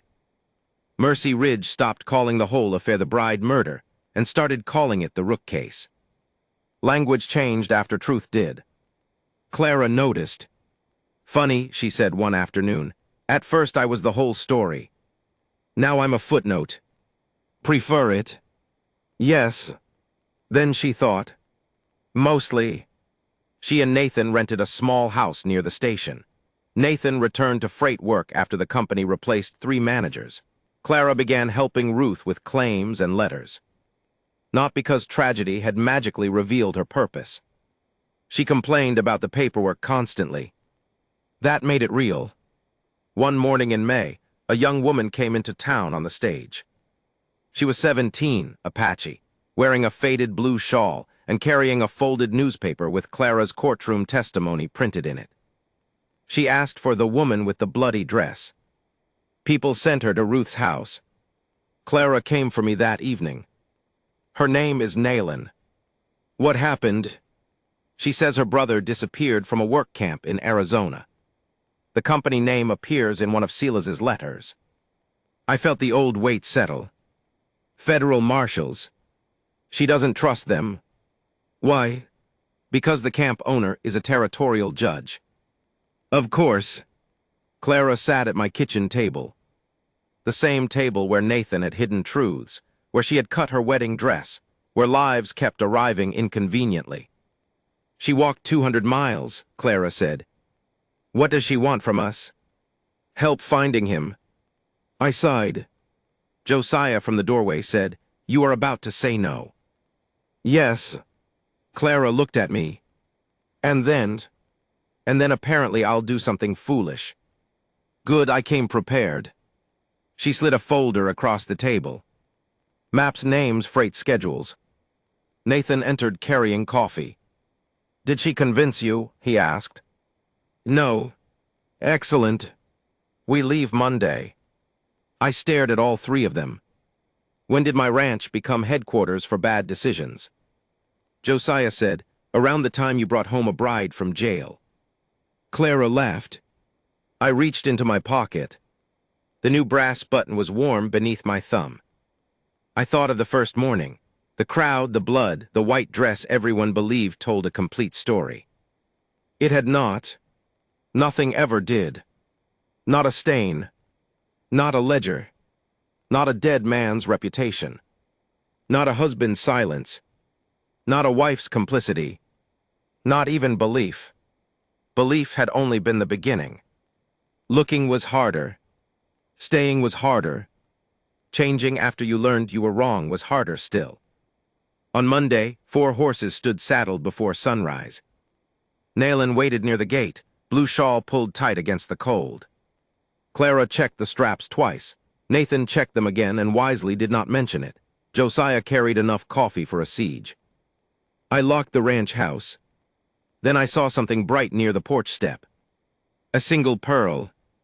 I bent to pick it up. Clara touched her collar. The old pearl from her first wedding dress was missing. She looked at the one in my hand. For a second, neither of us spoke. Want it back? I asked. She considered. then shook her head. No, I said it on the porch rail. We rode out. By noon, wind would probably knock it into the grass. Maybe a bird would carry it away. Maybe some child would find it years later and invent a better story. I never went back to check. Years later, people who had not been there would ask me when I knew Clara was innocent. They expected a dramatic answer, the instant our eyes met, a flash of instinct, some cowboy wisdom earned from dust and hardship. That was not true. I did not know. I suspected, I noticed, I doubted the crowd. Those are smaller things and perhaps more useful. Certainty had nearly killed her. I never wanted to worship certainty after that. When I remembered Clara on the jail porch, I did not remember purity. I remembered her bare feet on cold boards, a blanket around her shoulders, anger arriving after fear because anger was the only thing strong enough to make her stand straight. I remembered her telling a grieving father that his son had not died alone, though the man was accusing her of murder. And I remembered how, after everything, she did not become fearless. None of us did. She still checked windows twice when somebody rode up after dark. Nathan still went quiet whenever freight manifests contained the halberd mark. Alina sometimes stopped speaking in the middle of a sentence when someone mentioned Silas. I still reached for a button when the world became uncertain. Resilience did not look like forgetting. It looked like carrying what happened without letting it choose every road afterward. That morning, riding south with Nayland, Clara turned in her saddle and shouted something I could not hear over the wind. "What?" I called. She shouted again. "Your barn is leaning." I looked back at the perfectly straight roofline shrinking behind us. "It is not." Josiah laughed so hard his horse sidestepped. Clara grinned and faced forward. For once, the story ahead of us had no blood on it yet. That was enough.